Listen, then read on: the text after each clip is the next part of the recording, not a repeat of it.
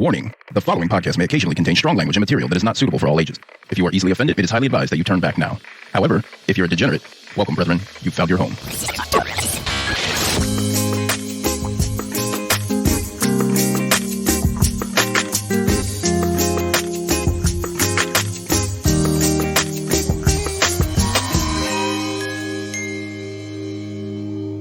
This is Wine, Dine, and Story Time.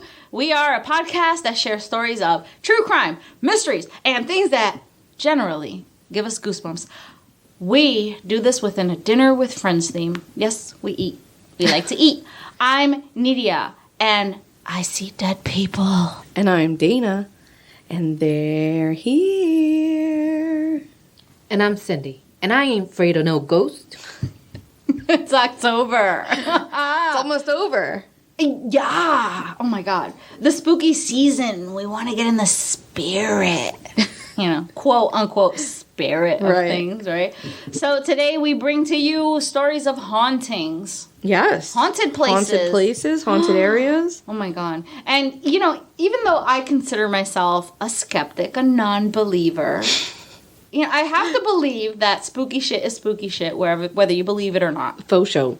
Right, because, a lot of people have been in my home, and they're like, oh, it's scary.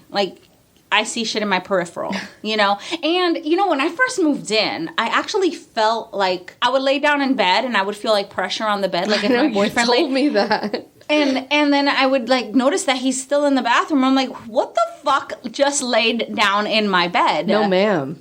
Right? No, ma'am. But I'm like, no, I just paid way too much money for this house. If there's a ghost here, I don't fucking care. You need to go fuck yourself because you need to pay me some rent. That's right. Definitely start paying rent. Yeah, no. And as soon as I brought that up with the ghost, he fucking disappeared. They chilled out. Okay, good. Yeah. Good. I love that. I'm glad. I'm happy for you. We're going to share those stories. But first, the food. Let us pray. Bless us, O patrons, for these thy gifts, which we are about to receive from thy donations through Patreon every month. Podcast. Cold? I like how you question it. Every week. Oh my God, I love this so much. Well, what is it? It's pumpkin carved orange peppers. Stuffed peppers? Oh my God, they are so They're cute. They're jack-o'-lanterns. They're so cute. Yours has a tooth. Well, one of them, so Danny helped me carve. She tried to make one into a vampire, and it did not turn. It missed a tooth. Mine looks like it looks like Frankenstein mummy. Like he's like, whirr. It's so cute. Mine looks like a 5-year-old. It's got one tooth. It's so cute.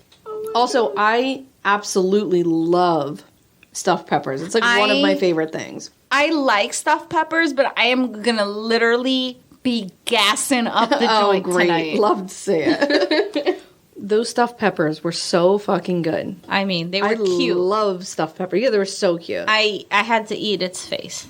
I ate its face. I ate its top. I ate yours' top. I ate yours top. I ate your top. Yours is top. I ate your That's top. You ate my top. I ate your top. And it was... I topped you. Yeah. Ooh. Sounds about right. So, I got that song in my head. I kissed a girl and I like Yes, good. Right. Perfect. So, that was the best jack-o'-lantern orange pepper I've ever had. Now, first of all, have you that had pepper... mini jack-o'-lantern orange No, peppers? that's the first one. Okay, good. Perfect. But that pepper was the right amount of mildness. It was so good. Yeah. It was a perfect It still had stuffed a pepper. little bit of a bite. Like a little, it was like a tiny little, just the tiniest bit because stuffed peppers can be very soft. Yes. And that one yours was probably a little softer than mine because it looked like it was like, Yeah. or mine was like Frankenstein. It was still up, still and tall. Yours were the 16-year-old titties that I used to have. Gotcha. And I ate the titties that I have now. 50-year-old. I'm not 50. But yes, I ate a pepper that was it was like firmness of my titties now. No, but it had a crisp. It still had a crunch to it. It did. It's just a little bit. Like not a. It wasn't like that. No. Just a. Yeah, that's what I expect from a pepper. A like stuffed not one for sure. Yeah. but Yes. that Chris. Also, the seasoning, it had picadillo in it. Okay. That was delicious. It had kidney beans in it. Did you get that? It did have beans. Yeah, beans. Fuck. So not your traditional stuffed pepper. No. Not the pepper of my people. It had cheese. More like the pepper of your people. Yes. It also had a nice light layer of cheese. Little cheese. What cheese was that, Cindy? Vermont Sharp. Sharp what? Cheddar. Oh, okay. Got Vermont is known for its cheddar cheeses. Got it. Kudos, Vermont, on your cheddar cheese. Vermont. It was delicious. It was fantastic. I ate the shit out of that. Also, it came with a side of rice. Yes. Now, sometimes the stuffed peppers have rice inside it. Yes, I don't like that. But this one was filled with meat. Yes. It was a meat-filled pepper. And it's now in my belly, and I'm happy, even though I'm going to be very much farty. Oh, I wish you wouldn't. Well, I wish you wouldn't. thank you, Cindy, for that. Kudos to you. And this delightful wine. How are you liking the wine? Okay, the first sip, I was like, it punched me in the face. Right. It was very tart. Yes. Very dry. Very Yes. like... Yep. Very. This is Yes. an episode full of... sound effects. Yes. Mouth noises straight to your ear hole from my mouth. You Enjoy. are very welcome. I'm trying a new thing. This is our ASMR episode. You got it. So this wine is called The Verdict. It's a creepy ass bottle. It's got some kind of old-timey judge on it. I thought it was a nun. No, honey, that's a judge with an old wig. It's called The Verdict. Oh. That's usually what happens in a court. Cindy thought this was a nun. Priest judge. I did. Okay, this is a judge. Some kind of judge. He looks like an executioner, actually. He's wearing... Actually. He's wearing an old-timey wig, and he is practicing law. Bitch, that is not a wig. There's no face even on it. Dana, Let me see it a little read closer. the I might need glasses. I'm context clues. Context clues, Dana. Okay, all right. I see what you got It's working The here. Verdict. That is a judge. All right. Wearing a white wig. From Shinas estate. What would you say this wine tastes like? Do you have It's an a little opinion? peppery. These grapes are sourced from a partner in crime, a stone's throw away from the estate. Oh, shit. Very interesting. Wait. That's a clue. Yeah. They're trying to tell us something. A stone's throw away from the estate. Yeah, it says A partner in crime. production from this single vineyard means only a lucky few will ever know the real verdict. What? Very ominous. Very ominous. Yeah. Yes. I've had a little wine and some tequila, so bear with me. It's a 2016 Cabernet Sauvignon from southeastern Australia. Did you know? No. It is great a at this. smidge peppery. A smidge. A little peppery. Like Dana did that little, like pucker lips. Yes, it's a little puckery, but it's a beautiful bottle of wine, honestly. I love the cover of it. It's very spooky. Very spooky. It fits. Wait, is it the cover? No, it's the label. The label. of it. Oh, this is not a book. It does fit with our theme today. Yes. I think it will be. It'll be Yes, it's haunting. good. It's haunting. Yes. I'm also. I'm going to be on my second glass. Perfect. Working towards it. So goals. Yeah. We went and we did something not podcast related last night. Right. It was the first time in a really long time that we all like hung out without it being podcast related. Of course, Cindy found a way to make it podcast related, made us take pictures and go live. But yeah, it was still so fun. Yeah. It was so fun. I thought it would be scarier. We went to and played zombie paintball. Well, yeah, we shot zombies. Yeah, we with shot our paintball zombies. guns. And I thought they were going to be like jumping on the... I thought I was going to fight for my life. It was a little cheesy, but it was still fun. It was a lot of fun. It was a lot of fun. And it like boosted me to go on a killing rampage, basically. Perfect, yeah. I was realized my shot is very bad. Really? Yeah. Russ was like, oh, Dana's shot was so unfortunate. Russ was like hitting bullseye after bullseye. I was like afraid to hit them in the face. I was like, I don't want to hurt them. Okay, I was literally aiming for the right eyeball every single time. And Russ was like, when we were driving home, because I didn't say anything, because I was like, was I imagining how good I actually was? Because I didn't think I was that good of a shot. Yeah. So when I was driving home, he was like, Jesus Christ, you were good.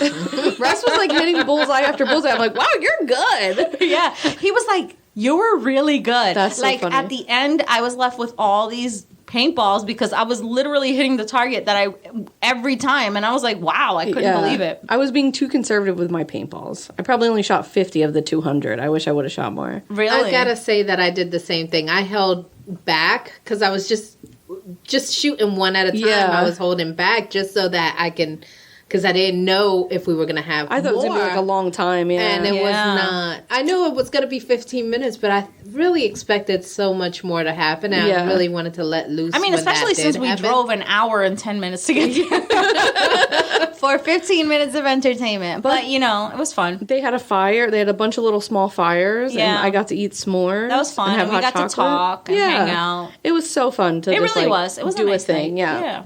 It was a nice night. So I have something scary to talk about. Let's hear it. So David, my son, Uh-huh. is away at college.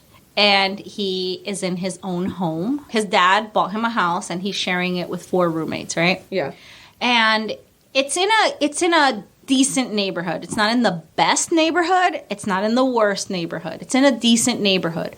But it's in a city that's in decline, right? Yeah. So he lives next door to a federal agent, which you would think, oh, this would be safe, right? Okay. The other day, they had a home invasion At his home. at his home. What does this mean? Okay, so let me explain. He had just gotten his washer and dryer installed, and his dad's been doing a lot of work at the house and, you know, making it comfortable for them. And so he has this back door, and it's a 2-unit apartment. It's called a duplex. Okay, that. Yeah. He's in a duplex. So the guy living next door is this man that's David's dad's helping. He's giving him like some work, letting him earn some extra money by fixing up the place. He was working outside, and my ex-husband went home. And it was like late at night already. It was like 10 o'clock at night or whatever. And the guy's still doing a little bit of work. So the duplex has the portion where the boys are living in sealed off, like there's a door with a lock. And the other apartment has a door with a lock. And this is the back door. Okay. In the back, there's like this 2-car garage, detached garage, and they're fixing it for like a baseball clubhouse. Okay, so it's all like being worked on. Okay. So between these 2 doors, there's another entrance, like the main entrance to the back. And that's where their laundry room is and the entrance to their basement. Okay. So you're picturing the scenario, Yeah, right? definitely. There's a back entrance, there's a laundry room when Yeah. you first enter, and the basement, and the 2 doors to each separate duplex. Okay, yeah. So the boys had their door unlocked, but it was closed. And the other man had his door locked, and he was working in the back. Okay. Sometime during the day or night, somebody snuck in through their laundry room and hid in the basement. You are fucking lying. And this dude was 6'4", covered in tattoos, Yeah. and one scary motherfucker, right? Okay. So at some point in the night, he comes upstairs from the basement and goes into their kitchen and says, I'm not armed. I'm running for the police. I need you to call me a cab. Girl, you are fucking lying. So my son is in the sleeping area. He enters the kitchen. Wait. Your son is like just the sweetest, like cherub-faced little angel that probably had a pile of shit in his pants. Well, he was... Let me just tell you. Okay, so David lives with 4 boys, right? So And these are boys. They're boys. 18. They're babies. They're 18 and one is 19. Okay. These boys are the most sheltered boys. Yeah, coddled that little you can baseball imagine. boys. Yeah. They're not all coddled. Well, they're all coddled. Yeah. I'm not going to deny that. Yeah. But they're not all on the baseball team. There's okay. one that's on the basketball team. Okay. So the two of his roommates were in the kitchen making a snack for themselves. The other 3, David and the other 2 roommates were in the sleeping area that also has a door. Okay. Okay. The man approaches the 2 that were in the kitchen, and How old is this man? Young? I mean, I'm assuming 20s, he's like 50s? between 20 and 40. Okay, You all know, right, okay. he's an older person, older than them. yeah. they're making a snack. They're, spreading their little peanut butter and jelly, making their little spaghettis, right? And this man just comes up and tells them that. So they promptly call him a cab. Which, yeah. Wait, so he says, I'm not armed. I'm not armed. I'm running from the police. Please call me a cab. Okay. So they called him a cab. Okay. And just like, what? So the cab comes and picks them up?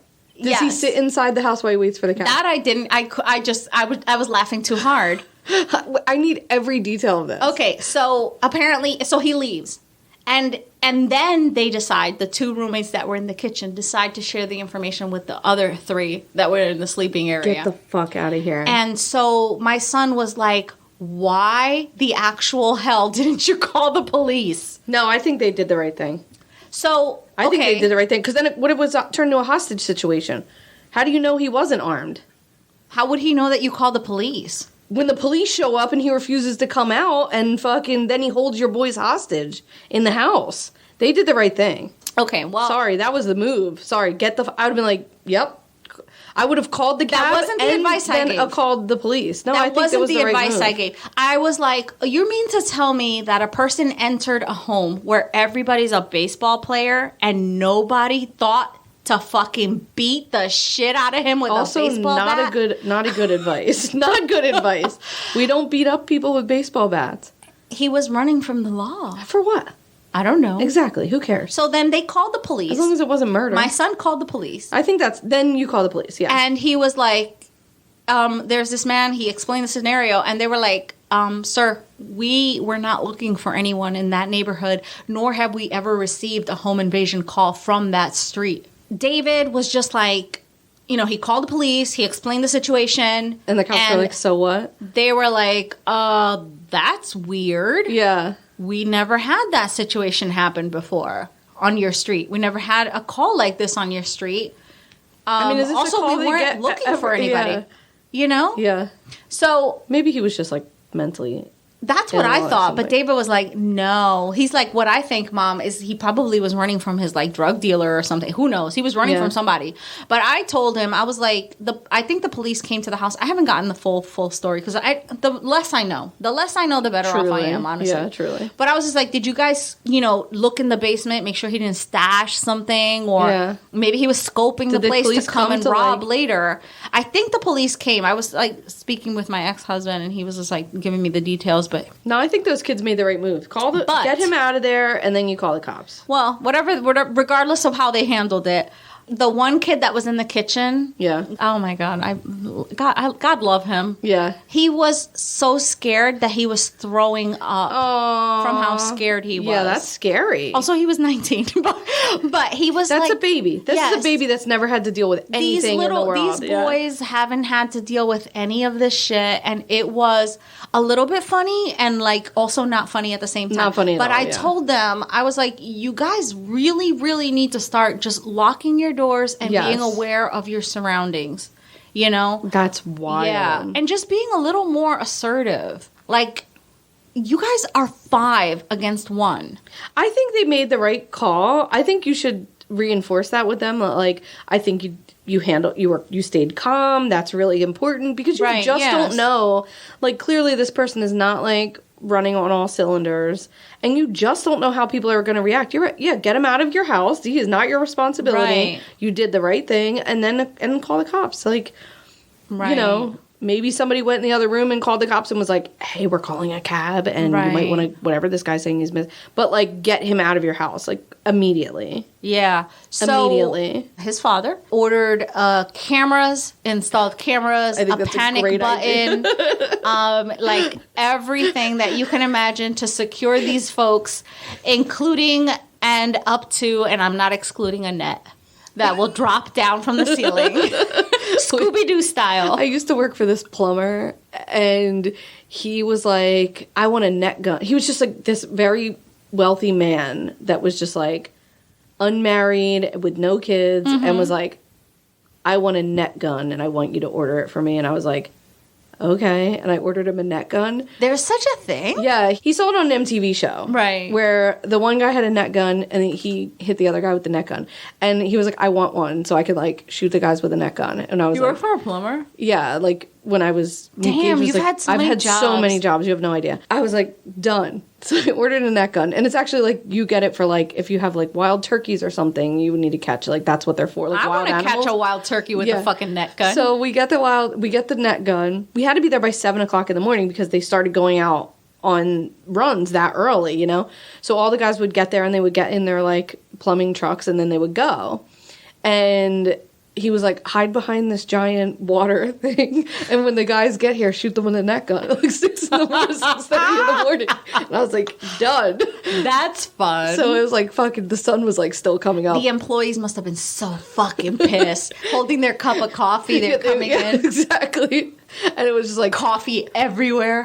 like this whole like this cannon went off and like this giant like I don't know 8-10 foot net just comes out and like covers their whole body. They're like, what the fuck? So wait a minute. Is it weighted? Is it a weighted Yeah, net? like all around the edges, and it like came out and like spun open and like How do you fucking pack that you shit don't. back It's up a again? one use thing. It was Damn, he blew that shit. yeah, it was so funny. It was funny. You have a story to tell? Am I first? You are. Oh, okay. I do, Dana. Let's hear it. I do. In researching my story, I listened to podcasts. I did a little bit of listening just to see how they handled the situation Okay. because it's a sensitive subject. Okay.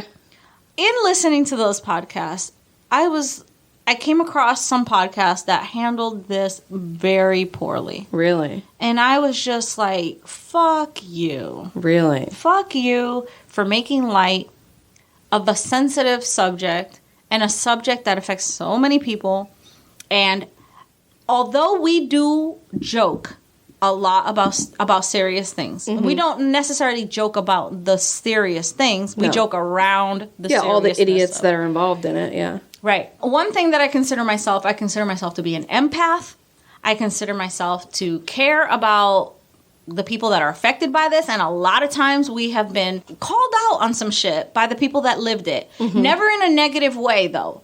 You know, because Yeah. nobody can say that we fucking blatantly disrespected their situation, because that is Right. never what we do. Right. But some of these podcasts are out here straight up just laughing at shit that, like, it's not fucking funny. Right. It's not fucking funny, and God forbid it would ever happen to you. You know? Yeah. I hate when people act stupid on purpose. Yes, that is very annoying. That is fucking annoying. Acting stupid for the sake of a laugh, right? I got divorced over that. Overacting stupid for the sake of a laugh. All right, get it. That Absolutely. shit fucking pisses me off. Yeah, it pisses me off, It's too. annoying, yeah. And I just want to point out that our stupidity is definitely not an act. It's 100% real. If we do something stupid, we absolutely did not mean to do it. It's authentic for sure. It is authentic. Right. Because one thing I don't like is disingenuous stupidity. Okay. All right, where are you going with this? Okay. So I got my sources from www. Wow, we're doing www? We're doing the whole World Wide Web, are we? The World Wide Web. Okigaharaforest.com, wikipedia.org, cnn.com, and yamanahashikankao.jp. The links will be available in our show notes should you be so inclined to do a little further research. Read the articles? Yeah. Read the articles that I am quoting and whatever. So, located less than 100 miles west of Tokyo, Okigahara is a forested area at the foot of Mount Fuji's northwestern face on Honshu Island in Japan. Now, Japan, I have to say, is a place that I've always wanted to visit. Me too. Always wanted to visit. Japanese culture is just... It's beautiful. I love other people's cultures. I love learning about other people's cultures. I want to travel.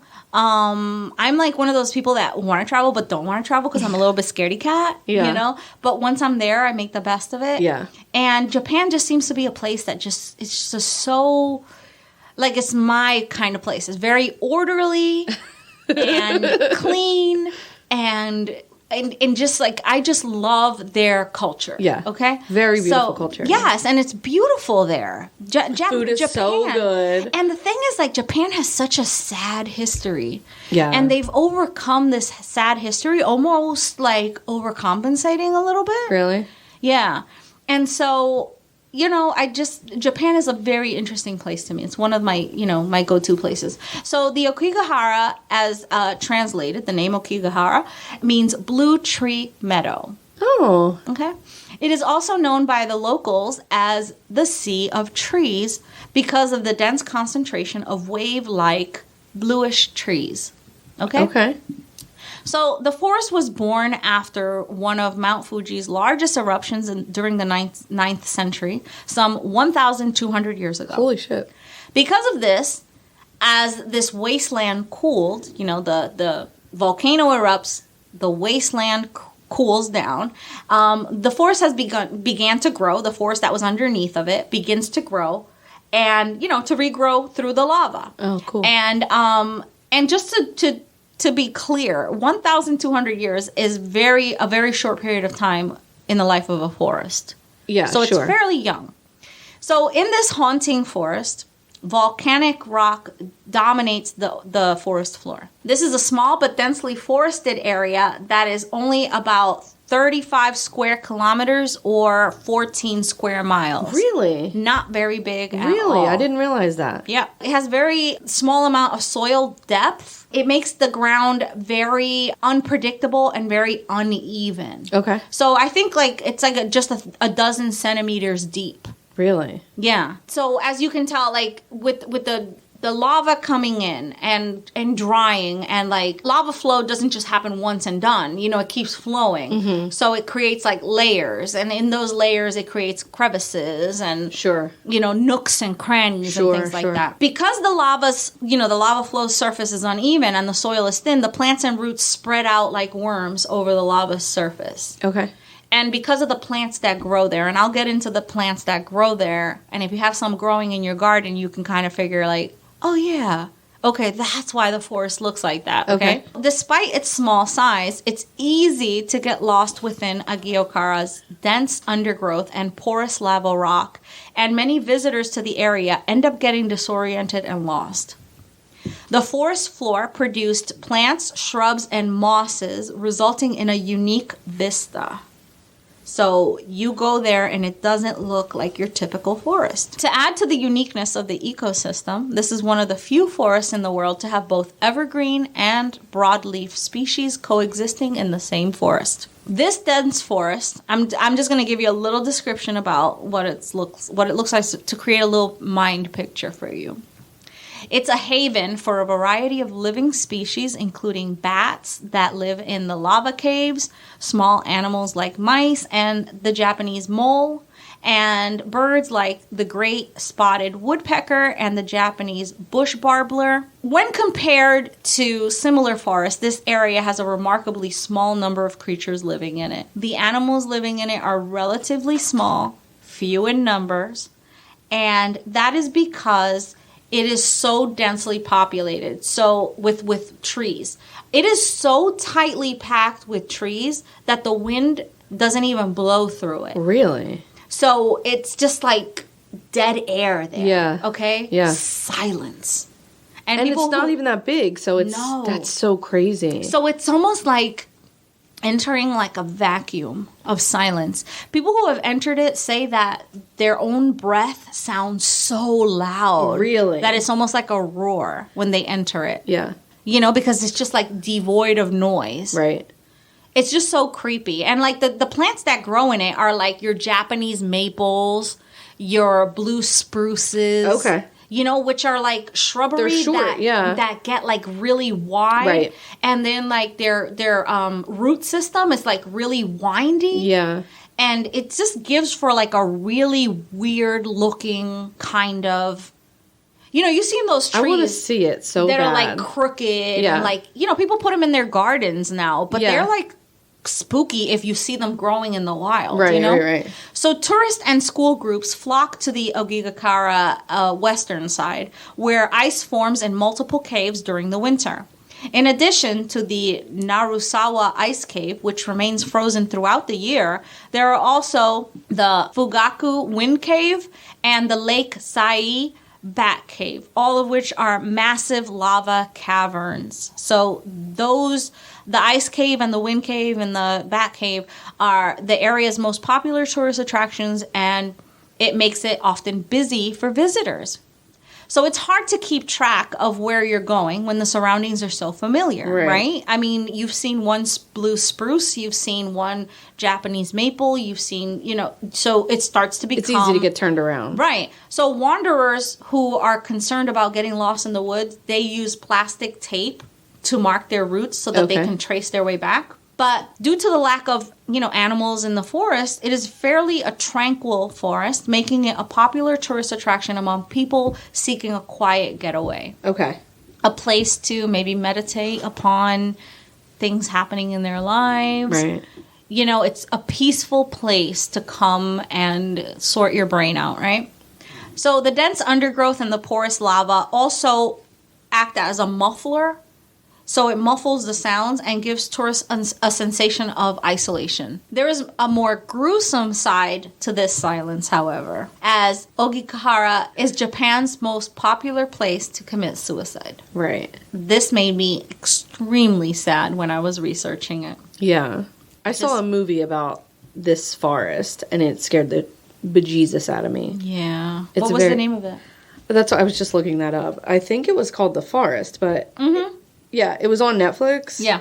Like, I remember them...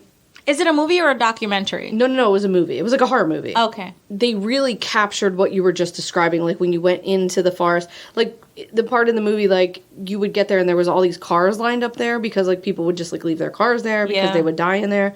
So there was all these cars there, and the person, whoever the movie... This was years ago. They, like, walked into the forest, and it... Like, all the sound went away. Yeah. Like, they really captured what you were just eerie. Describing. Yeah, it was really freaked me out. That movie was very scary. I'm going to have to watch it now. It's good. Yeah. It's good. So, Okigahara Forest is famous for two things. Its spectacular vistas of Mount Fuji, which it's beautiful. Right. It's freaking beautiful. It's breathtaking. Like, I saw aerial views of Mount Fuji, which of course is like fucking like stunning, yeah. a thing to see in your lifetime, right? Then there's like this blue, just you can't see anything other than the tippity tops of the trees. So it almost looks like an ocean of leaves of trees, you know? It's just the tops of the trees. It's just beautiful. That's and so they're cool. all the same size. It's not like, other Yeah, because they all started at the same time. Yeah, so it's just so cool to look at. And the suicides that have occurred there. That's the second thing that they're famous for. Yeah. Okay? So it has been linked to suicide at least since the 1960s. Okay. At least since then. But people say that it's way always prior been to that, right? So this has earned the nickname of Suicide Forest, and it's become one of the world's most popular suicide destinations. Jesus. There's actually a book, I think it's called the Suicide Handbook or the Suicide Manual or something, that was written, and it's like specifically for people looking to end their lives. It's listed as one of the, the go-to places for this type of... That is a lot. It's macabre. Yeah, it's macabre. And the people, the rangers that work this area to prevent these suicides say that they find this book so many times Really? there. Yeah, especially with the younger people. The younger people are seeking this out. Feels like a flaw in the plan. Yeah. So some paths have even warning signs at the entrance, urging suicidal hikers to contact the suicide prevention hotline or to think about their relatives before taking their lives. Wow. Yeah, so there's like these, I'm going to have Cindy like post some of them so that you can see. They're in Japanese and in English. Yeah. Because there's a lot of suicide tourism, believe it or not, right? So it's no surprise for people to refer Aokigahara as Japan's most popular suicide destination, since over some years they've had record numbers of up to hundreds of bodies a year. Wow. And that's taking into consideration the ones that have been found. Right. Because many go in and they aren't found for years, if ever. Right. So it's a last resort for the suicidal, as they vanish into the dense forest, never to be seen again. And that's why in the movie they portrayed the cars lined up, because a lot of those cars they don't get driven off of that lot. Yeah. They get towed away. Right. You know, and that's how they know, the rangers that work the area, that have been trained to, you know, be park rangers and look for these things since like 1955 or some shit. They know to go in and search for a body once the car has been there for more than, you know, a certain amount of time. Isn't that crazy? Mm-hmm. According to reports, the number of suicide rises in Japan at the end of their fiscal year, which is in March. And this is because Japan's cost of living and societal pressures to be a productive member of society really gets a hold of the people, of the culture. You know, if you're a society really proud of its culture, you're not going to be flexible once things change, you know? So it's a tough time for people, especially a society like Japan, where like it's expensive to live in Japan. Right. You know? Yeah. And if you're not if you're not a CEO, if you're not, you know, if your plant shuts down, what are you going to do? You lose your sense of identity. Yeah. You lose your sense of being a productive member of society. You are now, you know, dependent on your family for support, and that's shameful, you know, according to their cultural, right. You know.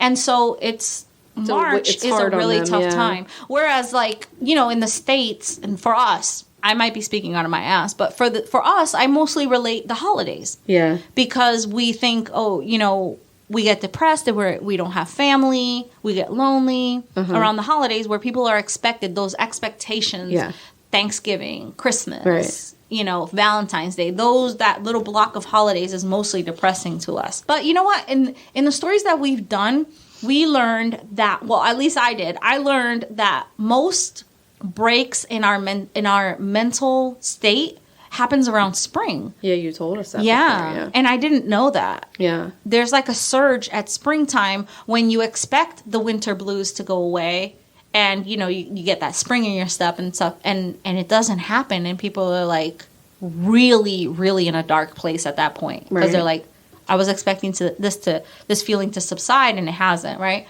The method of suicide for a lot of people entering this forest is usually hanging and drug overdoses.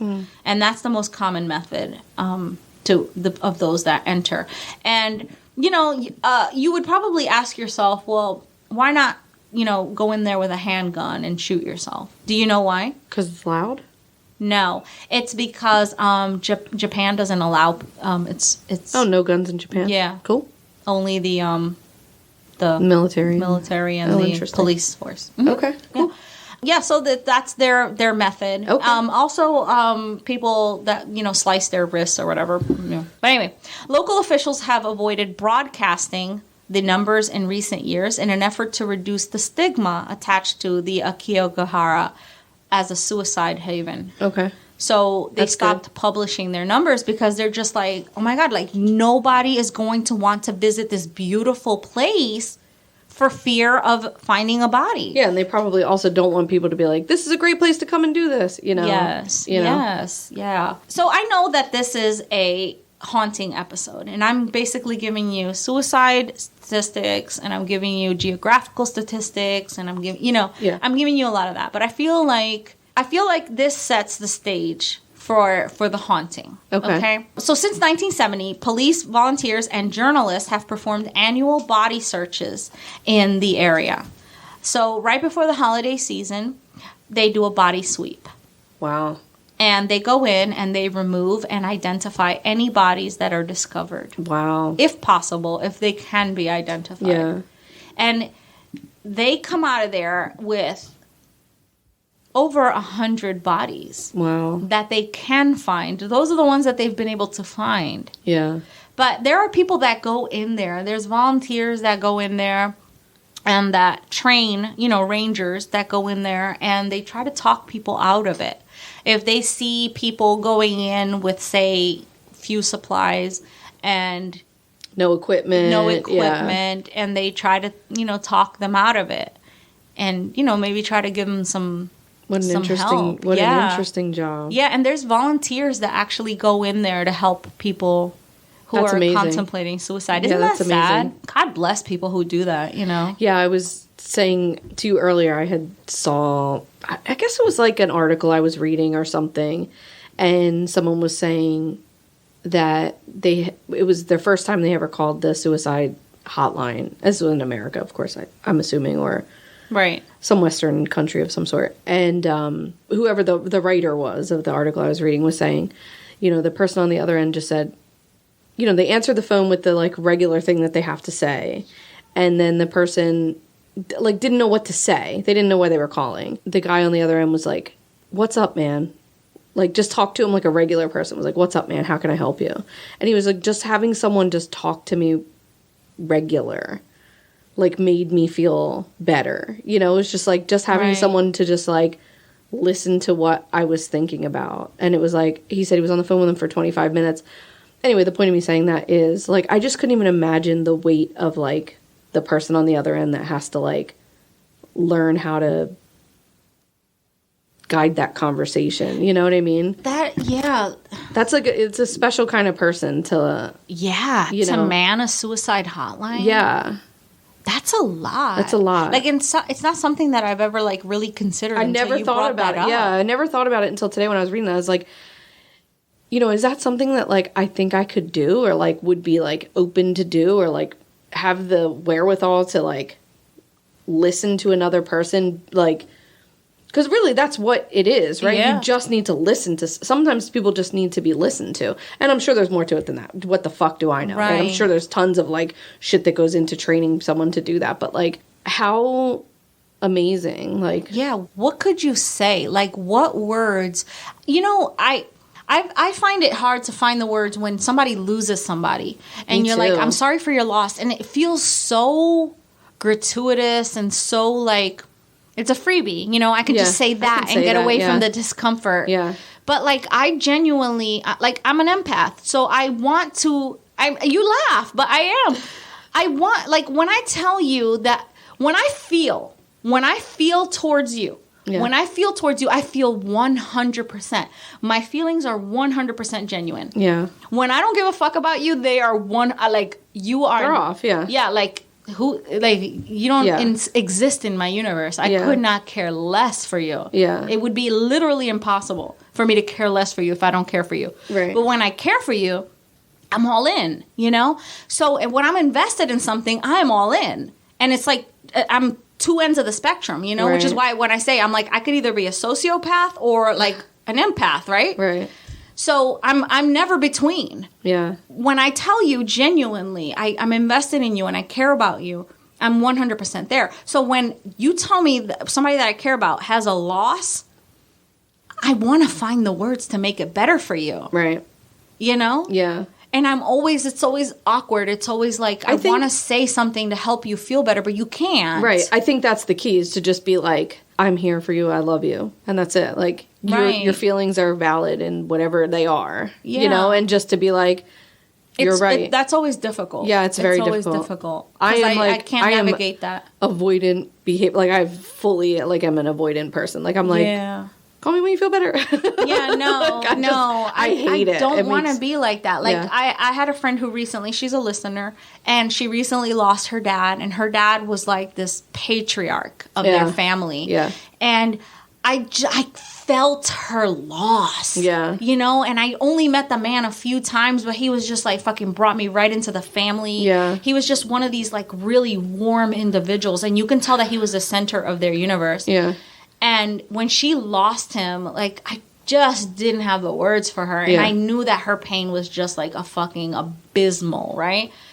So saying I'm sorry for your loss. Yeah, it's irrelevant, right? I was just like, I think it's kind. It's a nice thing to do, but really it's not like. Yeah. It's not. And when I point. tell her, I told her, I was like, listen, if you want me to do anything for you, I mean, I will load your dishwasher. I will go grocery shopping for you. And I honestly, when I tell people that, I really want them to take me up on that.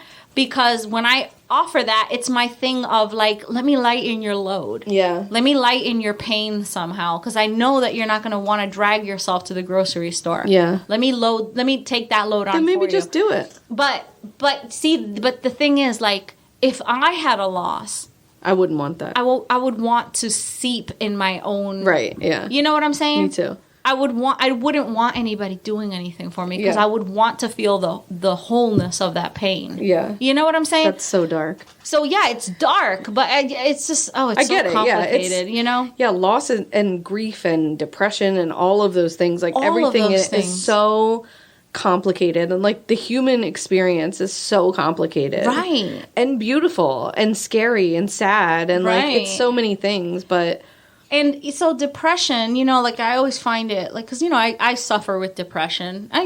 Coming and going. Yeah. You know, it's never like a deep-seated depression. Like, I can't sit here and say I feel depression to the level that some people feel depression. Sure. You know?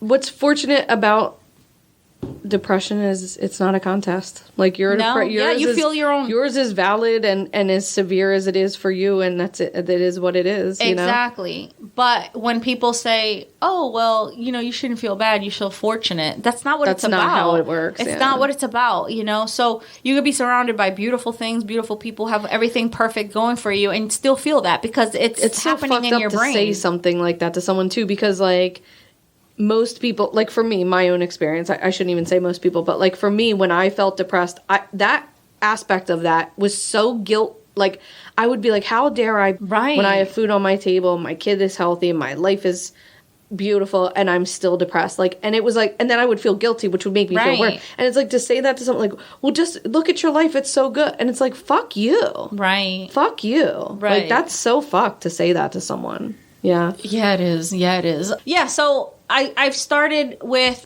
the whole, you know, I need to feel those feelings. Sure. I just need to feel those feelings. For me personally, I Right. need to feel those feelings. Right. This was just like this brought me to a place where I was just like I was crying just for the thought of the sadness of it and everything. And when I heard those podcasts just like cover it so lightly, so matter of fact, like, oh, they're just gonna go in there and they're just gonna go, you know, like I was like, that's just the lowest of the low. But I'm gonna continue with my story. Okay, now, sorry, yeah. Thousands of people travel from all over Japan just to come here and terminate their hectic lives because they believe it's the right place to exhale their final breath. We're all in a rat race. We come to this realization at a certain point of our lives that we're like, why are we doing this? Why are we selling hours of our precious short life? Because Literally. we come to a midterm in our lives and we're like, what have I done? Like, I haven't done this yet. Right. I haven't done that yet. And then you realize how many hours you sold when you're driving in traffic and you're like, once again, I'm going to lose 8 to 40 10 hours hours of of my my day. week. Yep, exactly. When I could be exploring, I could be spending time, I could be doing this. And I think during COVID, a lot of us realized that. You know? ain't never said nothing more true. Yeah. And a lot of people, you know, and I'm happy for them, a lot of people found their out. In a positive way, positive way, you know? Yeah. And found their like little niche Yeah. and they changed their careers Yep. and they made fucking changes. And if you're part of that, Yeah. you are like, I couldn't stand up and take a clap bow, higher. motherfucker. Yeah, right. Take a bow, motherfucker. Yep. You did it. That's right. Right. You found a pandemic when And you people were changed just, it. and you fucking changed your life. Yeah. That's kudos. That's amazing. But then there's us. That's right. We're 8,000 people still later. there. Yeah. So it's difficult to pin down the typical individual who takes his or her own life in the woods, right? Who goes to this forest and decides to make this big step. But they tend to be middle-aged or older men. In Really? Japan, at least, in Okay. Japan. And in more recent times, the statistics have changed. They started to go down for this group and started to go up for women and adolescents. Really? Not necessarily a good change either. Right. Okay? Every life is It's precious. a lateral move. But yeah. Yeah. So, and this might be because Japan's economy has been steadily shrinking. So, in 1 month, October 2020, the female suicide rate in Japan went up by more than 70%. October 2020. Yeah, October 2020. And like in October 2020, we went through the summer where some things were starting to lift. Starting to get back into Yes, it. and so I think, and this is just my own interpretation of it, I think that what was happening was, you know, we were in lockdown the whole spring. Right. And early into summer. And then in the summer, they started to ease up a little bit. And in the fall, they started to ease up some. And I think people had a tough time being alone all this time and then transitioning back. Maybe, yeah. You know? It was scary. It was just weird. Yeah. Things were weird. And so, so that caused a lot of suicides. Really? Among women. I'm going to address the adolescent issue. Okay? The adolescent issues. Japan's economy is shrinking. Okay. So, fewer jobs. Right. People are living longer. Right. Those entering the workforce are not meeting the goals of their generations before them. Right. This is happening all over the world. Yeah, because older people are not giving up their job. They're not retiring. They're shouldn't say giving up their jobs, but retiring, yeah. Exactly. And there are fewer jobs to be had. So they're going to school. They're doing the thing. They're not finding partners. They're not meeting the milestones that the parents or the generations before them were. Right. Or that their generations before them have, like, set expectations for them to meet. Exactly. Whether they want to meet them or not. Exactly. Yeah. Those opportunities just aren't there. And this is causing a depression. It's causing, like, a disconnect with the world, a dissatisfaction with the general situation around them. And that's happening everywhere. Right. Where you see a lot of kids graduating college, they're just not able to afford a home. Right. Like maybe the generations before them that got a college degree were able to afford a home. That's just unattainable for the youth today. And then you have these boomers saying, well, when I was a kid, I had it. And I'm like, motherfucker, when you were a kid, bread cost 20 cents. Yeah, houses were $7,000. I mean, right? College was free. Exactly. So this is also causing the low birth rates. You know, they're not getting married. They're certainly not fucking having kids. Yeah. So nobody's paying into the Social Security system. Right. And these people in Japan, they live fucking into their hundreds. You know? So anyway, Japan has one of the highest suicide rates. Right. It's no surprise. And while it's puzzling that their mortality rate is so high, it may have something to do with the Japanese mindset and the fact that many Japanese men feel rejected in this ever-changing society. Really? Yeah, because, you know, these older men tend to have a more rigid mindset than the younger generations. And Japan's suicide of history goes back to the samurai warriors, you know. When they used to face dishonor, they would take their own lives in a ritual-like manner. Like, they would dress in, like, these white kimonos. They would, like, kneel on a pillow. They would take their sword. Yeah. They would stab through the stomach, go up, then twist the sword. Yeah. And they would die by disembowelment. Yeah. You know? Some of these men entering the forest in some way or another maybe feel like they were taking the suicide way out, the samurai suicide way out, right? So they're unable to face their families. They feel like they've let their loved ones down, and they feel that suicide may be the only way to atone for their sins or for dishonoring their family. Sure. Right. In the past, Japanese culture didn't see suicide as a cowardly or sinful thing, right? They more saw this as an honorable thing to do when trying to save or protect the honor of your family. Okay. So you're going to leave your family in debt? Off yourself. Right. You know? So it's within their culture. It's like deeply ingrained in their culture. Not only their culture, but their very religion. Yeah. You know? Yeah. So in recent times, the government has tried to combat this mentality through education and through, you know, public service announcements and things like that, just to take away. And it has worked. It has worked. But then we were hit with the pandemic and the numbers slightly rose. So as I was researching this, I came across a story of a man named Taro, who entered the forest one day with that dark intention of never coming back out. He planned to disappear into obscurity after being fired from his job as an iron manufacturer at the age of 46. It can be hard to restart your life at the age of 46. You got that fucking right. So he and I quote, this is what he says, "My will to live vanished. It was only after I'd lost my identity that I realized how much I disliked being on this planet. That was the reason for my visit." Taro was in over his head in debt and had just been kicked out of his company-provided residence. Because, you know, he lost his job, so he's got to move. And I'm like, could you imagine a company, your entire identity, you work for them and you also live for them because you live in their residence that they provided to you. And I'm like, could you imagine? Yeah, you're stuck. You're fucking stuck in that job. You're so stuck. Yeah. Bro. And then like, to if have you it ripped quit, out from you under also you. lose your apartment. Yeah, you're so stuck. That's so fucked. So sad. Yeah. So he felt he had lost control of his finances and which was something that he considered essential for a happy life, because to stay alive, and this is his quote, to stay alive, you'll need some cash. You'll need some cash if you want a girlfriend. Yeah. And when it comes to getting married, you need it for the sake of future happiness. Mm-hmm. So money is a constant requirement for life. Yeah. So when he decided to go into the forest, he bought a one-way ticket there. His choice method of suicide was slitting his wrists. So when he slit his wrists, the cuts weren't deep enough to end his life. So he's just bleeding out there in the elements. And he described how his mind started to stray and how he had been in the woods for days and he finally gave in to exhaustion and he fell. And he was nearly dead from dehydration and hunger and frostbite. And the frostbite was so bad that he actually lost a toe in his right foot. Oh, my God. However, he was saved by a hiker who came across his practically dead body and called for help. Yes. Also, I should state that in 2020, there were almost 25,000 suicides in Japan. Shit. Mm-hmm. They have a huge suicide problem. Wow. So as a matter of importance, the Japanese government has vowed to reduce suicide rates. And they have tried. They have made an effort to start, making it a more, giving it awareness, the awareness that it deserves.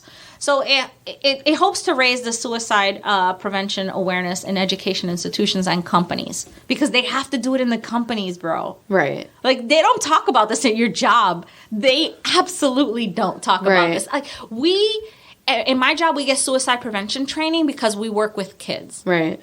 But we're like, the teachers are depressed, bitch. Like, we deal with these kids, bro. So when I went to EMT training, the first thing they talk about is this is a very difficult job, and if you have a problem and whatever, you need to talk to someone, because there's such a high suicide rate within EMTs and firefighters, police officers, because it's people so in the service difficult industry. So difficult to see people suffering the way that they do. So it's something they talked about through the whole thing. Here's how you get help. Here's where you get help. Here are the people you need to talk to. Here's the chain of command if you need to talk to someone. If there's a traumatic incident that, you have to report to this person, and it's a whole thing, which I think is really good and cool. Yeah. So you either learn to dissociate, which kind of turns you into a whole nother different issue. A little psycho, or you become mentally ill and you suffer with these haunting or you thoughts. Find a way to manage and go to therapy and work it out. There is a middle ground. There definitely is. It takes a special person to find that middle ground. Yeah, though. for sure. So the death toll is expected to climb as people lose their jobs and go bankrupt. These suicide spikes tend to mirror recessions, at least in Japan. Mm-hmm. So it's interesting because Japan has credit and suicide counselors. So they're combined. Oh, really? Yes. Because the suicide ideation is so tied to their financial status. Yeah, their self-worth. Yeah. Yes. That you have to have those two it makes combined. sense. Yeah. It makes sense when you live in a very, and I'm sure Japan is very like America in that it is a very capitalist situation happening over there. They're very technologically sound. Yeah. They, really into computers and making money. It makes sense that it sounds similar to how it would be here. I would say that I would guess that our numbers are probably similarly tied to recessions and things like that. Well, you know what? It's funny you should say that, because I years ago I read a statistic about the unhappiest places in the United States, and it correlated. I found that Manhattan was one of the richest cities in the United States, and it was also the highest incident of suicides, and Seattle was actually too. Really? And unhappiness. Really? So the people there are not necessarily happier because they have more, but that whole tying your happiness to financial situation, that's a slippery slope, my friends. Right. Yeah, because it could be all taken away at any moment. It can be, and also because when you tie yourself, who your self-worth is, what your self-worth is according to what you can afford to have in life. Right. It's never going to be enough. It's never going to be enough. Right. And also, once you have enough and it's not filling, it's almost like, what is there left to attain, Yeah. you know? So it's sad. I'd like to give complex. it a try, though. I want to try that social experiment. I wouldn't mind trying. I wouldn't mind trying it. Yeah. See how I feel. Right. And then if I think it's feel fair. if I feel depressed, I'll give the money back. I mean, I probably still wouldn't, but like, Thank you for I'll your work on it. honesty. I'll work on it. Right. Okay, so suicidal visitors to the forest are urged to call by volunteers that just roam the forest. They're urged to call credit counseling agencies, which are also suicide prevention Okay. people. Cool. And there is even signs posted along the forest. Yeah. There's also signs posted around the forest of pictures of the deceased, the people that have died in the forest. The signs say, like, don't do this to your family. You know what I mean? Like that kind of stuff. Yeah. There's, which I found And the so thing- graphic, but I guess you gotta be fucking shook. It is graphic, and like the thing is though, like the way they're almost like contradicting the culture too, because has always been for so long their culture to be like, you're doing your family a favor, Right. You know, Right. So like they have to sort of break that thought process and be like, it's not a favor, Right. but like it always has been their culture, so it's like it's hard. It's probably really hard to break that. Yeah. It's especially for the older generations, Sure. you know? Yeah. So some believe that Japanese society treats the unemployed and bankrupt too coldly. You know, they're stigmatized. And this fosters a society where suicide is still considered an honorable alternative. Right.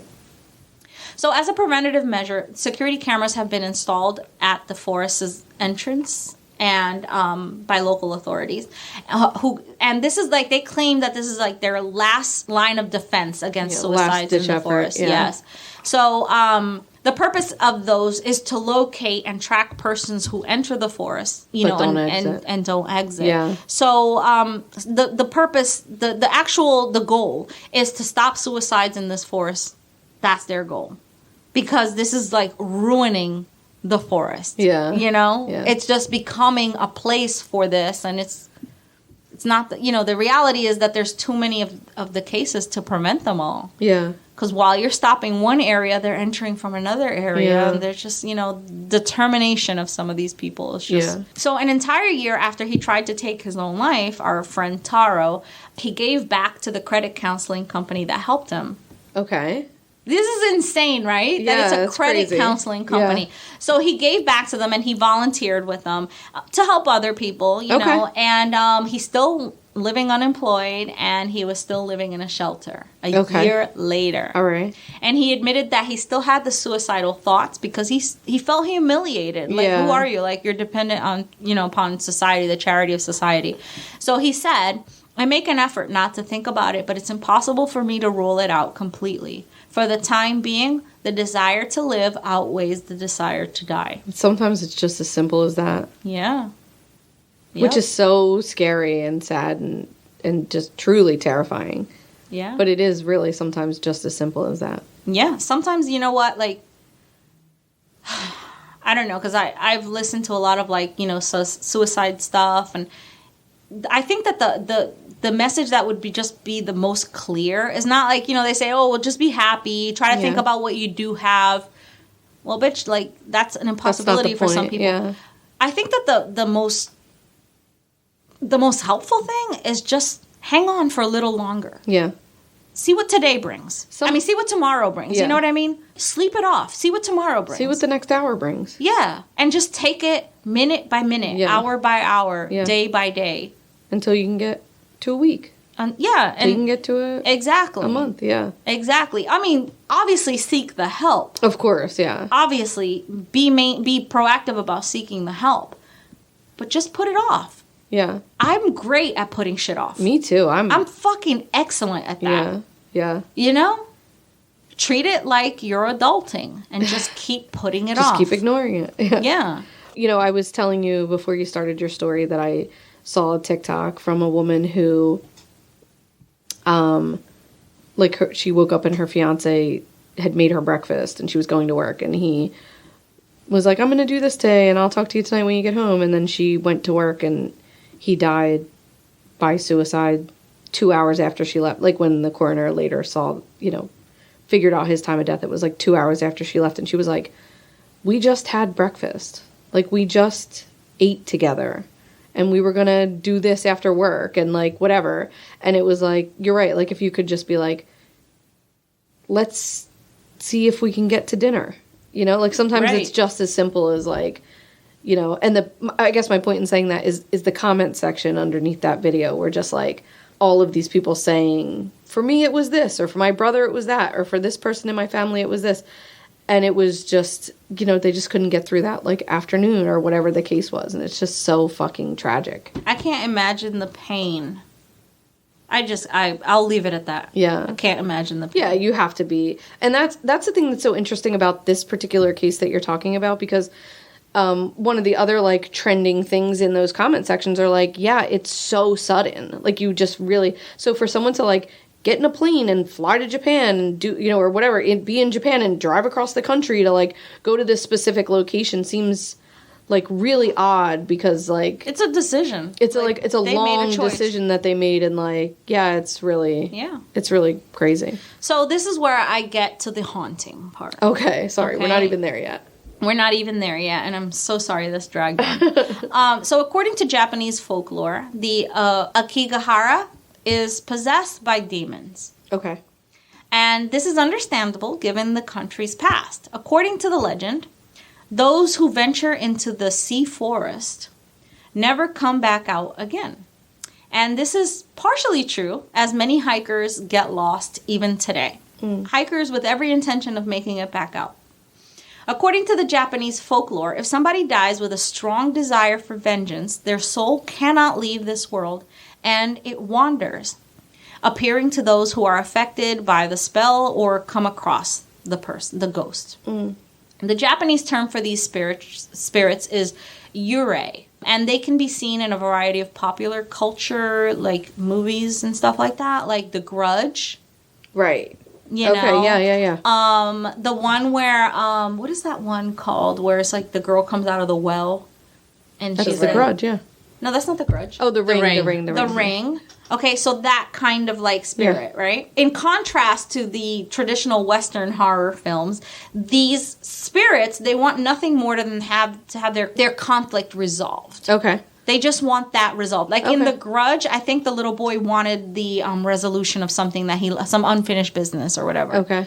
So some Japanese spiritualists believe that the trees themselves contain a dark energy that has built up over time. So the trees give the impression of being alive when you enter the forest. Interesting. They've grown in an incredibly fertile land because this is lava. So their roots come in all shapes and sizes. Sometimes their roots resemble tentacles, and other times they appear able to walk. And it's like an illusion, an optical illusion, and there's pictures online that you can look at. It's a really odd looking and creepy looking forest, and it's very difficult to hike it because there's a lot of going over things and going through things, and it's just like, it's almost like if all the roots grew above the ground. Super rambly, super tangly, super mossy. Really? So that when you step, you don't know if you're going to go all the way down or if you're going to break your ankle on something. Interesting. And it's very lumpy. Like, it's really a weird forest to enter. So when the forest guardians discover a dead body, they transport it to a room next to the forest that has been designated specifically for the disposal of deceased persons. Okay. After that, the deceased person's body will be laid to rest on the bed, and the guard actually stays the night in the same room as the body. And this may come as a shock, but if the corpse is left unattended, this is according to their customs. Okay. If the corpse is left unattended in the room, it is believed that the spirit will roam the halls screaming and, acting irrationally. Okay. As spirits tend to do. They do. So one of the security guards will be chosen at random to spend the night. Getting that fucking short straw. No. Next to the body. I'm like, ooh, I actually just quit. Yep. Sorry. Sorry, I actually don't work here anymore. Right. So they do a game of rock, paper, scissors. Like, it's called janken in Japan. Oh, you're serious? Yeah. Oh, Jesus Christ. So the fact that they prefer to sleep next to the body than disturb the spirit just goes to show how much they believe in it and how afraid they are of these fallen souls. Right. But it's also contradictory because if you are doing an honorable thing, why would you... You know what I'm saying? Why would you be afraid? Well, maybe of the they don't know why the reason they died either. Yeah. So. Isn't that creepy? Like, would you spend the night next to a corpse? I don't think so. No? I don't think I want to do that. Any corpse? What the fuck? What corpse would I feel comfortable spending the night next to? When my grandmother passed, we viewed her in the house and we slept in the house with her there. I'm just so glad it's 2021. My little grandma wouldn't haunt us. Anyway, in the past, the forest was a place where Japanese carried their elders to die of starvation in the 19th century. What do you mean? It's a practice known as ubasute. Okay. So they would, so in extreme cases of famine, the Japanese families would bring their eldest relative there, and they would be like, it's been real, Grandma. Bye-bye. Catch you on the flip side? Yes, and they would enter the forest. And so they did that on an episode of Dinosaurs? Do you remember, like, Not the Mama from the baby? Like, did they? So that oh my god! Wait, I'm starting. Yeah, I'm vaguely remembering. Something. There was like an episode, and it was like when they got the grandma, like the one that was really annoying to the dad dinosaur. Yeah, I remember. They like took her up to like the top of a cliff. She was like in a wheelchair, and they were like, "You're too old now, bye." And they like pushed her into a no, volcano. they did not. Did she die? Yes, it was like a whole episode of how they killed the grandma because she was too old. No. Yes, and I like saw it on like Netflix as an adult or wherever they were playing dinosaurs, and I was like, yo, the 90s were wild, bro. Like, we were just like, oh my god, TGIF. Oh my. They just like pushed the grandma off the like into a volcano, and that was the end of her. That was the end of the episode. It was like she died, and that was it. What? Yes. Yes. Definitely that happened. Wow. Okay, well, this is called ubasute. Okay. And so basically it translates to granny dumping. Exactly. Yeah. So a poor family would leave an elderly relative in the forest to die. Cindy's shaking her head at us. In order to have we didn't do it. In order to have one less mouth to feed. Right. It still happens today, though. Also, oh Jesus Christ, really? Well, not in the sense like they'll drop off the elderly relative at an institution and just forget them. We do that too. But they do that because in Asian culture, in Asian culture, you take care of your elderly, right? But as the generations are making less money and like finding it harder to find jobs, like this, Well, it almost sounds like a variation of what you're saying, like when you become a burden to your family, that it's like part of their culture to like, not that it's a good or thing, whatever that they even want or have to do, but it's almost a variation of what you're saying about the suicide if they're causing their family too much money and they decide that they kill themselves. Like, so it is a variation. It's like a different form of that. Yeah. So people believe the forest is haunted because of how quiet it is, and many Japanese people are afraid to enter it. So as a result, the forest has developed even more superstitions. Right. So even if you're not interested in ghost stories, the location has an eerie vibe all its own. At the entrance, there's a sign that says, "Your life is something precious that was given to you by your parents." While another one states, "Meditate on your parents, siblings, and your children once more. Do not be troubled alone." It's so interesting. I saw this video I just saw this one scene in a video where it said that like you don't die alone because people... Where people have been found, people leave flowers and they leave chocolates and they're like, we cared about you. We care about you, yeah. We cared about you. You lost your life, but we were here. We cared about you. You don't carry your pain alone. Yeah. That's beautiful. I thought that was so beautiful. Yeah, that is beautiful. So because the police no longer publish suicide data, it's impossible to know how many people commit suicide in the forest each year. Not that the number was ever accurate, because some people are never found. Yeah, they never even find their bodies. Right? So in 2003, 105 suicides were made public for the first time. Wow. Yeah, so that was like significantly higher. Like 1998, there were 73. 1999, 68. 2000, 59. The 2001, another 59. In 2002, 78. So it started to go up. It's believed that that number is actually higher. And you're talking about a 14-mile area? Yeah, that's but it's a very lot of thick. fucking people to die in one spot. Yeah, in Holy 14 shit. miles. Yeah. Yeah. But the thing is that that it's so thick and dense that some people are never found. Right. And there's so many little caverns and nooks and crannies, you know, that... And probably, like, you're saying it's such, like, a fertile area that, like, things probably just grow over their bodies so quickly. It grows over their bodies. Yeah. There's mice. There's a lot of, like, little critters, you know, that will take a body apart, you know? Yeah, sure. Some people believe that the trees eat them. Wow. You know? Yeah. It's a very fertile ground. Sure. And porous. The Yeah. ground is porous. Moss you probably know? covers them right up. Yeah. Yeah, that's crazy. And the moss itself, the insects that live in the moss, like, it could just tear a body apart, you know? So to put this in perspective, suicide claimed more lives in October 2020 than COVID-19 had over the entire year up to that point. Really? The monthly number of Japanese suicides rose to 2,153 in October, according to Japan's National Police Agency. Fuck. Japan's total COVID-19 numbers was 2,087 up to that point. Japan was doing pretty good in COVID numbers, huh? I mean, compared Wow. to the United States. Compared to, a lot of places. we had but 500,000, Yeah. you know? they had 2,000. Holy shit. Yeah. And they had more suicides. That's tragic. Yeah. That's Fuck. fucking tragic. Yeah. Logan Paul. Do you know who Logan Paul is? I do know who Logan Paul right. is. He, you know, famous YouTuber. If you don't know who he is, but famous YouTuber. He visited the forest and filmed it, and he fucking filmed an actual suicide.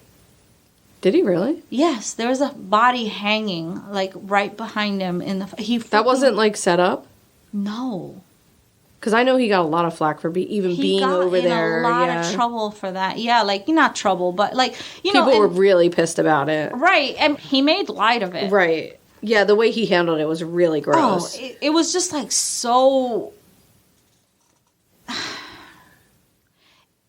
I was like, dude, your frontal lobe hasn't developed yet.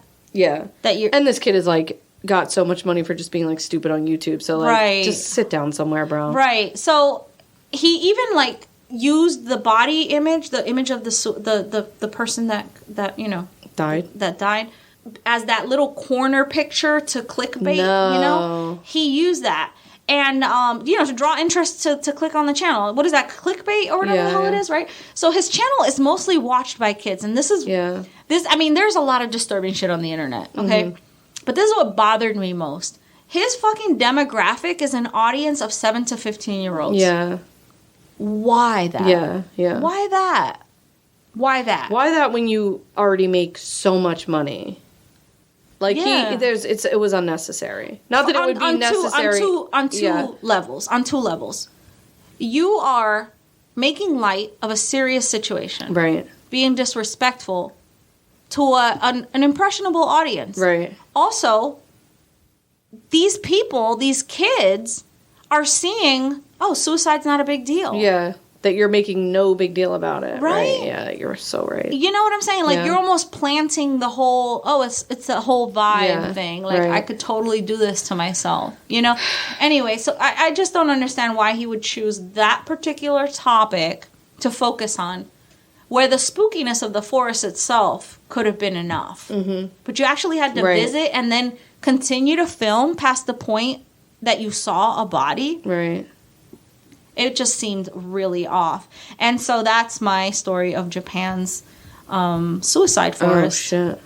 Yeah. Yeah, that movie, whatever movie I saw, that was the first time I had heard about this place. Right. And it scared the shit out of me. And I was like, did not realize that it was like a real place initially. And then, of course, I Googled it and I was like, oh my God, this is crazy. It's a real place. Yeah. And it's so sad. And like the thing is, like, if you wanted to visit it, you would almost be like, oh, I don't know that I want to. Yeah, it's like, it sounds like a beautiful, cool place that you'd want to see, but then I would also... want to see it, but also I don't want to be, like, damaged from seeing it. Right. Can you imagine if you came across a body? Well, also, like, I don't want to bring a ghost home with me. Right. That's not good. You don't want to bring the grudge home. No. No. That's the worst kind of ghost. But you know what ghost you would actually bring home? What? If you saw a dead body? What? The ghost of the image replaying in your head. Oh, fuck, I know. Yeah. Yeah, I definitely don't want that. No. The National Suicide Prevention Lifeline is 1-800-273-8255. There's also a crisis text line. Oh, that's good. 741-741. In this one, crisistextline.org, it says to text to text home at 741-741 to reach a crisis counselor. That's actually really good because maybe you wouldn't want to, like, physically talk to someone. That might be too much. But, like, texting in nowadays is, like, would probably be easier for me. So that's actually really cool. Yeah. That's great. Yeah. Come to the Facebooks. Come Yeah. to our Facebook. Come to the Facebook page. Someone will talk to you there. Yeah, definitely. Somebody will talk to you there. Yeah. Don't do it. Do you want to take a break? Yeah. All right.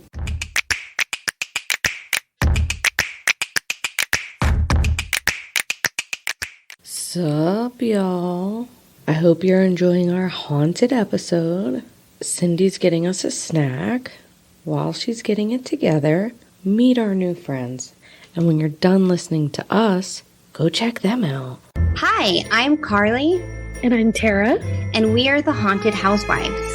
If you enjoy tales of sexy Mothman, historical hauntings, dark humor, and the macabre, then tune in wherever you listen to your favorite podcasts. Stay barefoot and haunted.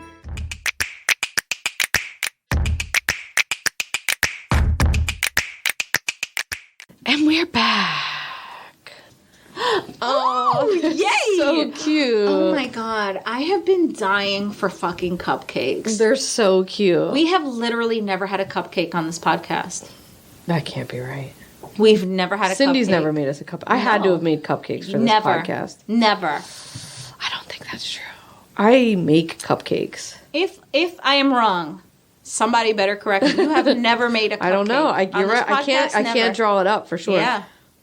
I never stuffed a cupcake with anything for you. That feels wrong. No, these have a ghost pretzel face. A mummy pretzel face. Oh yeah, it's a mummy. It's a ghost. It's a ghost. Okay, excuse it's a ghost. me. With eyeballs. Fucking loving it. Yeah. And Ba-da-ba-ba-ba. corn, like candy corn pumpkins. And red, like brown. Wait, not red. Orange. Orange. literally nothing red on that cupcake. Orange, brown, and green sprinkles. Non-pearls. They're not pearls. Okay. That was like your douchiest moment thus far. The sprinkles are long and flat. Those are tiny little dots.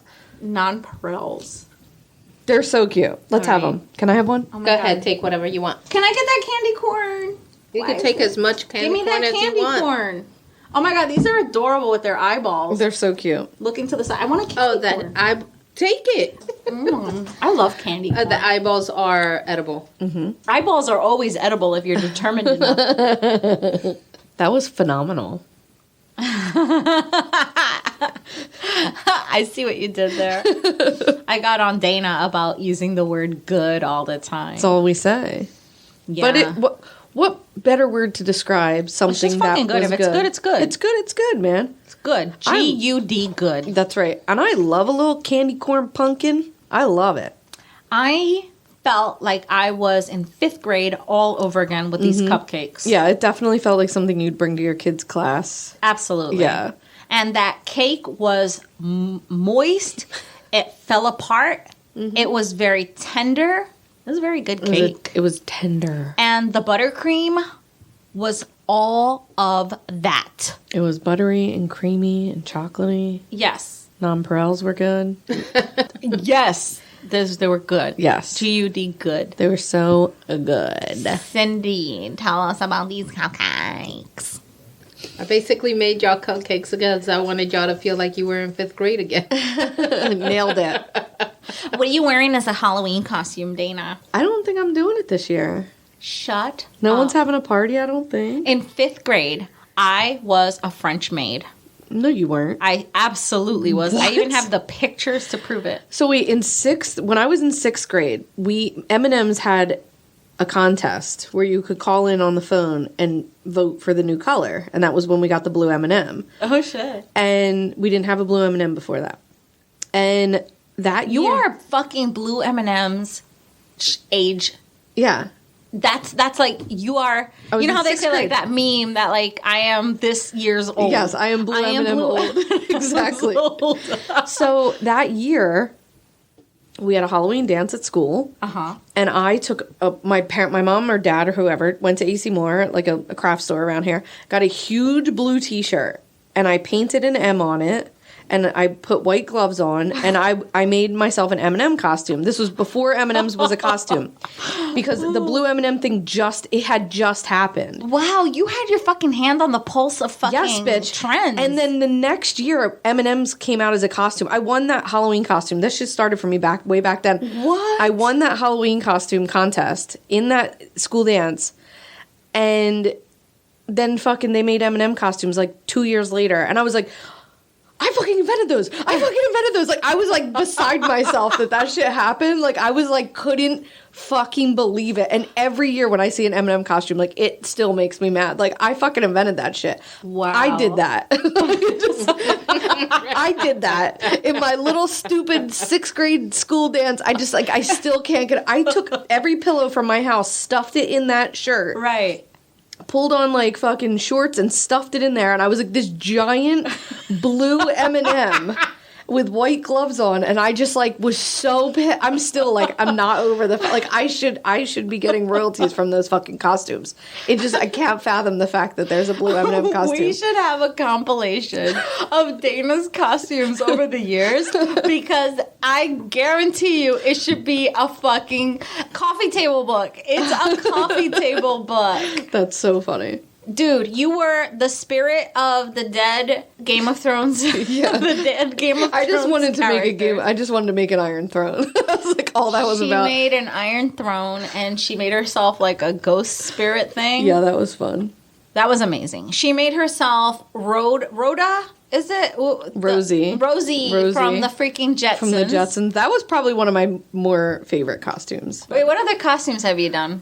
I was Facebook one year. I won an award for that. That was probably one of my better costumes. Yeah, that was awesome. What were we? You were a shadow?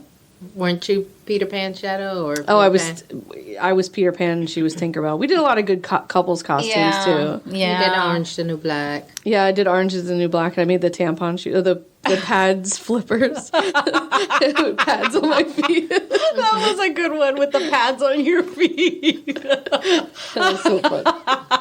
Yeah, you've had some fun costumes. I've had some over the really years. good, Yeah. really, really good ones over the years. Yeah. I can't really even think of them all. They were.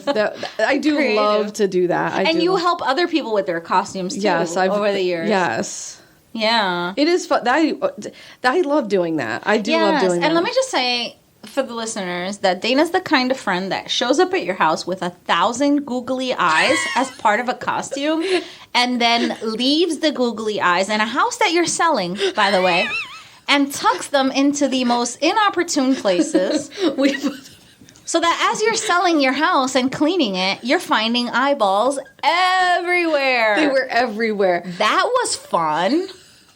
I'm still wondering if she found them in her purse that one time. They were we put them on light fixtures. We put them on lamps. We put them in our grill. We put them in our fridge. We put them in every bathroom, In every my grill. bedroom, everywhere. Fucking Everywhere. the worst people. Everywhere. They were fucking everywhere. That I shit mean, made I me was selling the house for God's sakes, and I was finding those eyeballs everywhere. That was so and every fun. time I would find them, I would curse you out every time. And the thing was, just to be fair, everyone was in on that. Like, Oh, we I were know. picking them off and like, just like, here, put these somewhere. And people were putting them everywhere. I mean, it was we put them on like pictures like of your family, like your kids had a googly eyes on them. No.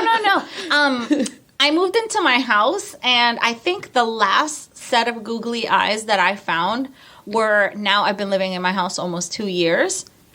2 years later, almost 2 years later, I find them still, those googly In eyes. a new house? In the new house, within the furniture. They were everywhere.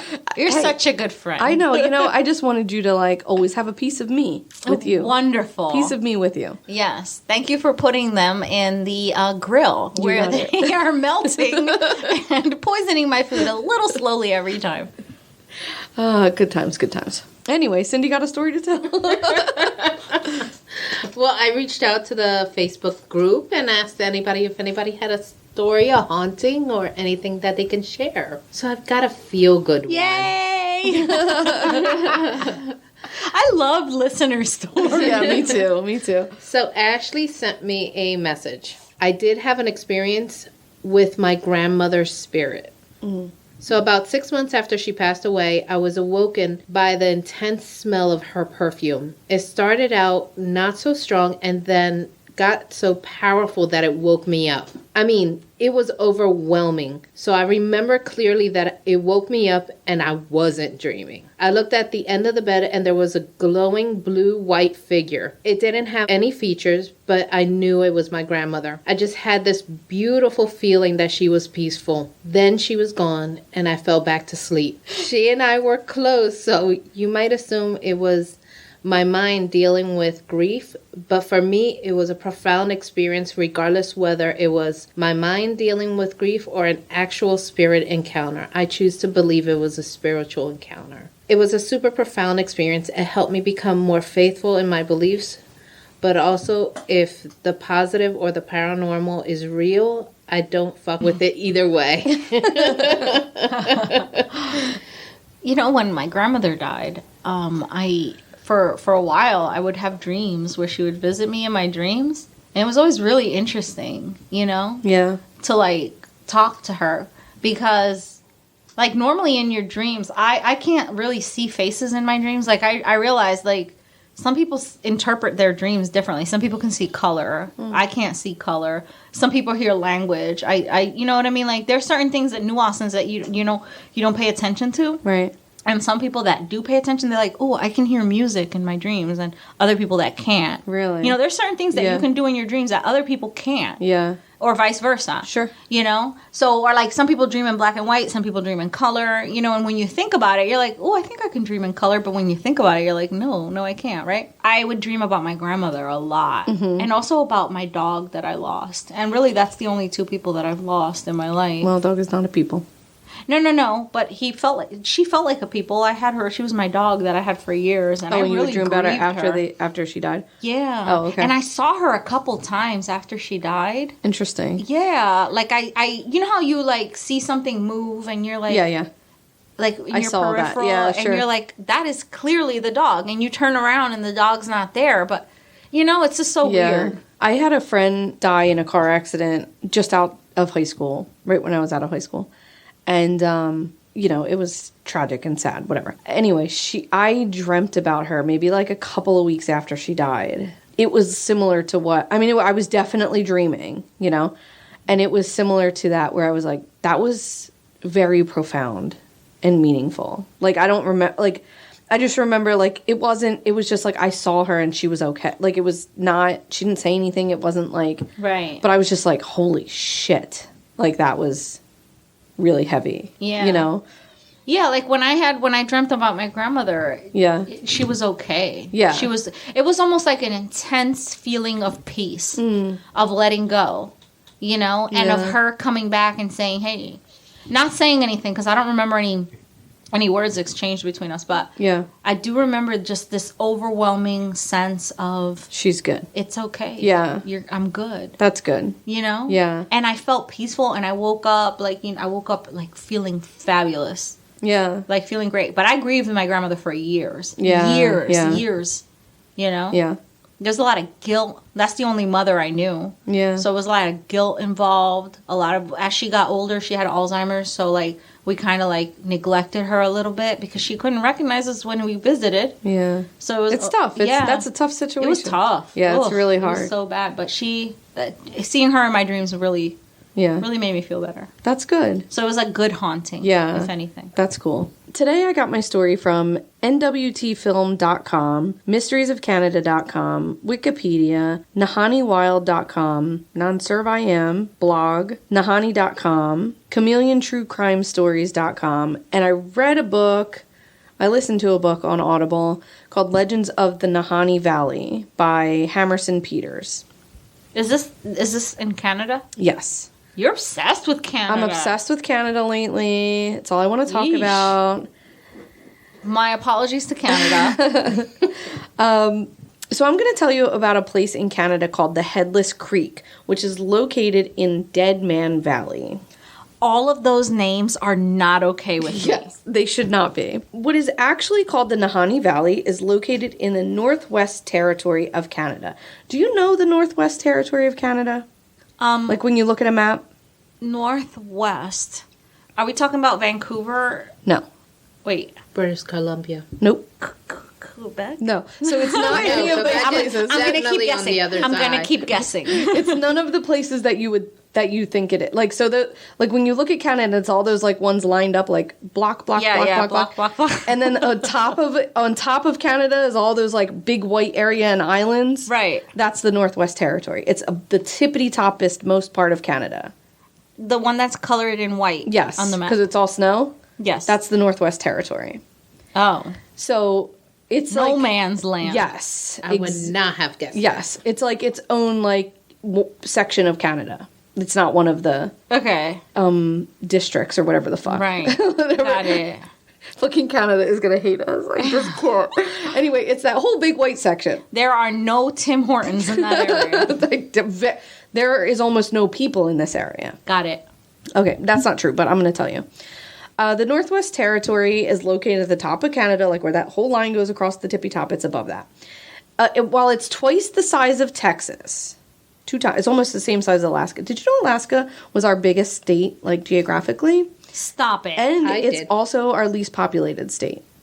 I knew that. But it's 'cause who wants the to be biggest cold? fucking state is Alaska. Really? It's similar to the size of Alaska, but it's twice the size of Texas. That's how big this area is. Wait, this map has me all kinds of It's confused. so today I was like all over like what is the size of this area? What is the size of that? And I was like my whole brain was like malfunction. Like, But wait a minute. Okay, but wait a minute. Let's talk about this Northwest Territory. Yes.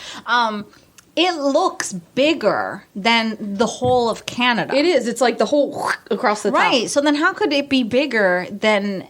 It's 2 times bigger than Texas. Well, yeah, but I mean, like, I would say that it's 4 times bigger than Texas, the way that a map is drawn. It's not really because a lot of it is like little sections. Like, so like you're not like lining it. Like the square footage is 2 times the size of Texas. Okay, But like it's well- laid out weirdly. Like, you know how Alaska's like a big chunk and then there's a bunch of little islands? Right. It's sort of like that if you look at the Okay. map. While Texas has 29 million people in this city of Right. Texas, this Northwest Territory only has 41,000 people. There's like only 50,000 people there. That's Holy like shit. no fucking people there in this humongous area. Which 2 Texases. Yeah. And it's very cold there. Wow. It's very Right, yeah, I you know, can icy. imagine. Yeah, it's inhabited mostly by indigenous people, and almost half of them live near the capital, which is called Yellowknife. And I think I was talking about 2 weeks ago when I was talking about the residential schools. Yeah. And I was saying some of Canada is trying to, you know, do reparations and things like that. And there's a big section. I don't know about it. I don't know. I shouldn't say big. I don't know how big the section is. There's a section of the Northwest Territory that was given to a couple different tribes and indigenous people. Part of the reparations is they gave them land. Okay. And they were like, my bad. This is your land, and we'll leave you alone. So sorry about all that. You know, Right. And that happens to be in the Northwest Territory. also, and this is, like, cold as fuck. it's very cold there, but like they live there always. Right. Like the They already live Inuit there. people, like they're used to living in Right. this climate, and I mean, maybe that's not what they wanted, but that's what they got. I don't know. I can't speak for what they want. I'm just Okay. telling you that is part of it. This is a situation. Just to piggyback off of Right. that story from a couple of weeks ago. Anyway, the Northwest Territory has what's called the Virginia Falls, which is almost twice the height of Niagara Falls. It has 2 of the largest freshwater lakes in North America.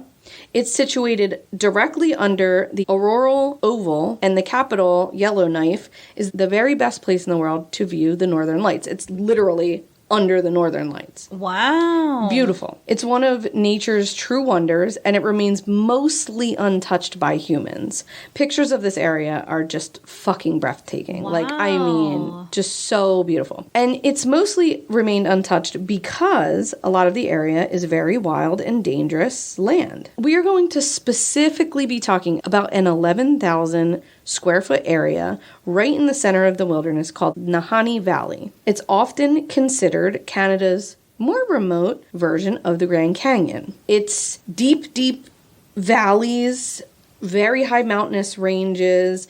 There's water in it where the Grand Canyon's still dry.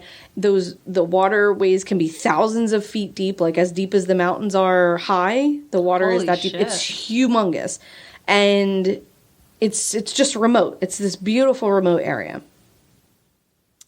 In 1976, this area was declared a national park, but it's not the kind of national park that, like, you can go hang out in because it's very difficult to get to. There are no roads to get into the park. You can only take either a small plane, a boat, or hike your way into the actual valley. No, thank you. It's very remote.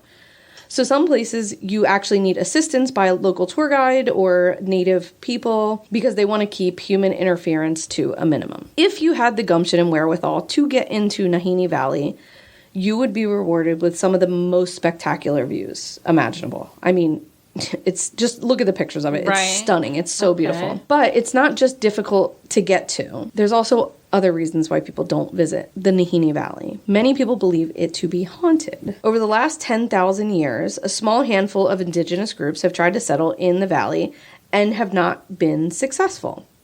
Nahani is from the language of the indigenous Dene people. Okay. I think I'm pronouncing that right. They have inhabited this region for millennia. And the word means people over there, in reference to the mountain-dwelling people called the Naha. So the Nahani Valley. Okay. The Naha were fierce warriors who would descend from the mountains and raid the Dene settlements in the lower lands. So they would come down, steal a bunch of shit, kill them, whatever, and then go back up into the mountains. That sounds terrifying. Yeah. And after a bunch of attacks on their people, a group of the Dene braves went after the Naha people. They traveled into the Nahani country with the intention of pillaging their camp. Like, you fucked with us too many times. Right. We're going to take a stand against this. Once they arrived to where the Naha people were currently settled, they were prepared to attack all these teepees that were set up. They rushed up the camp with weapons in hand, ready to fight, and they discovered that their enemies were just gone. They had vanished into thin air, leaving their food, their supplies, and all of their belongings just on the water's edge. The Dene people had been telling stories to their children for generations about evil spirits. They told tales about encounters with an evil spirit who haunted the valley, whose unearthly shrieks echoed through the canyons on windy nights. Other stories described a race of hairy giants who dwelled in the caves and the canyon walls, led by a beautiful pale-skinned chiefess, and these primitive mountain men had killed and ate anyone who trespassed on their territory. So they were White Walkers. It sort of sounded like it, the way they described it. They, lived up in the mountains. Right. And, yeah, they were, controlled by a beautiful pale-skinned woman, and, yeah. So when the Dene people saw this abandoned village of the Naha people, they freaked the fuck out and were like, see you later. Pieced it back to their own place. We're like... They were scared to death. And the Naha people were never seen again after this. They were just fucking... They were just gone. Yeah. So, of course, all of this may sound like folklore, and it may be, but that's not the last strange thing that happens in this area. Actually... not even the first. So 1904, three brothers, Willie, Frank, and Charlie Mcleod, went looking for gold in the Nahani Valley. They figured that if there were gold to be found, that it would be in the valley because not many people had been able to search there. Right. It's like an untapped resource. Okay. So they traveled into the valley, down an area called the Flat River, which is actually a very treacherous area of the valley, and they set up camp. So the water is really rapid there. It turns a corner... and the mountainous region sort of splits into 4 different valleys. Okay. So it's just that area where they set up camp was pretty treacherous. They stick their little sifters into the water, and they shake it out and they fucking strike gold. Bam! Wow, really? Gold. Tons of it. Holy shit. And they're holy shit. So they collect all the gold that they can carry. They put it on their boat, and they're like, going to go back up the riverway. Right. Well, that treacherous water, they unfortunately capsize their boat. Oh, no. And the boat sinks, taking most of their supplies with them, including the gold. No! Right to the bottom of the water. Gold. Yeah. So they're devastated, and they lost the gold. I'm devastated I know. for them. So they take their supplies back to their camp. They stay the night, and they're going to try again. But the next day, nothing. No gold. They can't find any gold. So Really? They're like... They fucking panned it all out of the river, for God's sake? And then dumped it somewhere else. They couldn't even get to it. Yeah. They give up. They go back home. So the two younger brothers, Frank and Willie, decide they want to go back. They knew that there was gold. They knew it. They saw it. They had it in their possession. They're like, Right. I know there's gold there. And they want to go back and try. Charlie, acting as older siblings do, decides this is not a very good idea. He doesn't want to be a part of it. But power to the people. See you Right. later. Send a postcard. Hope everything Dude, works that's got to out. be hard to let go of that, though. You had it in your hand. Yes, yeah. The younger two were just like, we're definitely going to get that Yeah. fucking gold. So it took a few months of planning and prepping, and the two younger brothers and a friend named Robert Weir set off back into the valley in search for gold in 1905. They didn't tell anybody how long they were going to be because they just didn't know, and they were they were prepped for a longer stay this time. Right. So they went back into the wilderness and set up camp. Older brother Charlie knew that there was a lot of gold to be found, so when they didn't come back for a good long time, he really was not worried about it. So a year goes by. Well, that's he's a long, like- long time. Well, they could be just, maybe they moved on to another section, and maybe they're just collecting gold, and they were, it's fine. 2 years goes by. Oh, yeah. And he's like, maybe we should. yeah. They should have at least sent word if they moved on, Exactly. So Charlie puts together a search party, and they head out to look for his brothers. After a long and grueling trip, Charlie and the search party come across a campsite close to the same area where they had been before. The search party gets out, and as soon as they walk up, they see things are not good. They see a body laying outside of the tent, and when they get closer, they see not only was the body and the clothes all burned up and charred, but the head was missing. Stop it. The right arm of the body, this one, the right arm of the body was... Dana lifted her left arm. The right arm of the body was like up over the person's head, and Well, wasn't the head missing? The head was missing, yeah, but like raised up, Right. reaching over to a shotgun that was still sitting by a tree, just feet away from him. Shit. So like it looked like He was like getting startled. ready to grab. Yes, Yeah. exactly. And the shotgun was like still sitting there. So they go around to the backside of the tent where like the opening would have been, and they see another body laying half inside and outside of the tent, also burned all up, decomposing, and the head is also missing. So 2 headless corpses. Also burnt? Yeah, like all blackened, yeah. What? Yeah. So that body's covered with a blanket. They pull it off. They realize, that the head is missing, and they're like, what the fuck? So the search party looked all over for the heads. They never found them. They never found the heads of the people.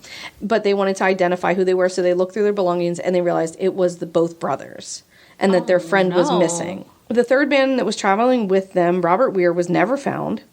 But there was a skeleton found a few months later in a different location, which was attributed to Robert, but it was never clarified whether it was him or not. Okay. So there was... there was no DNA in 1905. No, right. So there was carving in a tree at the campsite that says, "We have found a fine prospect." Except there was no gold ever found with the bodies, or at the campsite, or in any nearby rivers. So Mounties had come down, the Mounties, yeah. They had come down. Dana did a little horse like riding the little horse, thing. like with the hats, Galloping. and the red jackets and shit. Yeah, which, they're the coolest. Yeah. Also, I didn't say this the other week that I thought about was that when I was talking about the children that were like taken from their homes they were taken from their homes by the Canadian Royal Mounted Police. No. Yeah. No. So that was kind of shitty. I didn't say that last week, so sorry about that. So anyway, these really fun and cool guys came to check out what, the men reported that the brothers were killed, and they had decided that the men had starved and that their bodies were destroyed by local animals. But the family and friends did not believe this is true. These are well-trained, trappers and, foresty people, and they, would not have starved. The area where the bodies were found... and they wouldn't have starved, half outside the tent. Right, with his arm, reaching over the... Right, it was very suspicious looking. Yeah. Where were the heads? If that... Well, they're saying animals, picked apart the bones, but only took the heads. The least Questionable. meatiest part of the body. Right, the least meatiest part, right. I mean, there's some brains in there, I guess, was something to eat, but... Well, I mean, if they ate us, they would find little to no brains. Right. So... the area where the bodies were found became known as the Headless Valley, and even though many people knew that there was gold to be found in this area, people just didn't want to go. They were like, we're good. Yeah. So in 1910, a Swiss prospector named Martin Jorgensen decided that despite the rumors of ghosts and ghouls in the Headless Valley, he was going to go find some gold. When he arrived there, he said he would be staying for a while, so he built a cabin because he was going to stay the winter, which is, like, I guess kind of common for these people. They would just, like, build a whole ass house and be like, we'll stay here. Like, yeah. It's crazy to me, but, so like... next time we go camping, we're going to build a whole ass house. So... we're just here for the weekend. Yeah, it's like, what the fuck? So pretty quickly, he sent out word that he had found gold and that a team should meet him in the spring. So when they arrived to the location he described, where his cabin would be, they saw that it had been burned to the ground. The remains of his body were found among the ashes. Just like the Mcleod brothers, Jorgensen's body was found without his head, which was never found. So who's fucking setting fire to these bodies? I don't know. Bro. Not only was the head missing, but so was any gold that he had supposedly found. And we know he found gold because he sent word that he did. Right. 1921, a trapper by the name of John O'Brien and a partner went to go fur trapping and search for gold in the valley. While there, John told his partner that he was going to check some of their traps and he would be back in a few days. Like, they would just be like... it's just like the fathom. The going into the wilderness and be like, I'll be back in a few days. Right, yeah. Like, just hang out here in the cabin we just built.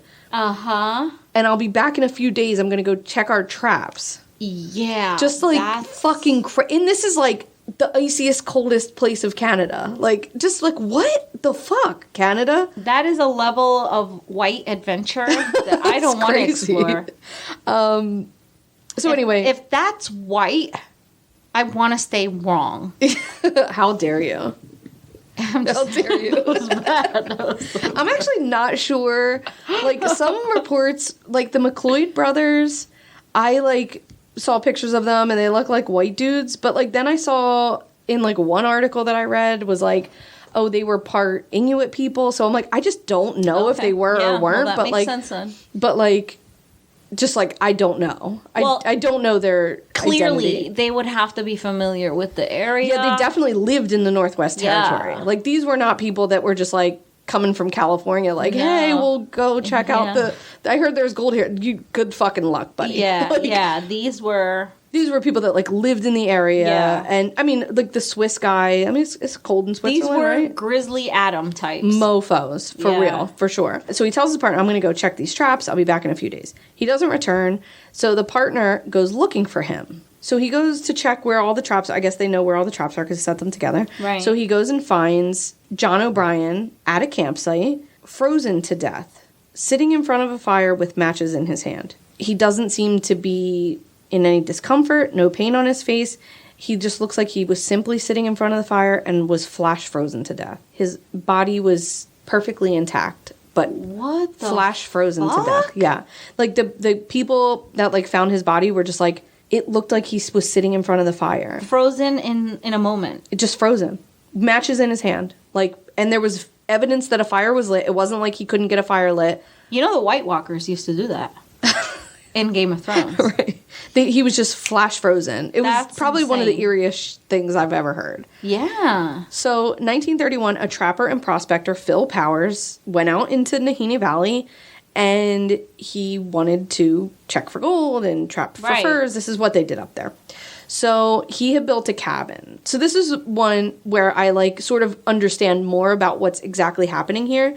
Is that they build these, like, cabins and they put these furnaces, like a wood-burning stove, in the center, and then it goes up, and then they, like, build the roof around it. But, like, the roof doesn't touch the stove, like the pipe that goes out of the ceiling, because it would catch fire. Okay. So now I after reading this story, Right. I sort of understood a little bit better. I mean, these were sort of makeshift cabins. Right. But these are very skilled people that know what they're doing. Okay. You understand what I'm saying? I mean, if you're out Of course, there. yeah. He builds this cabin and it burns down again.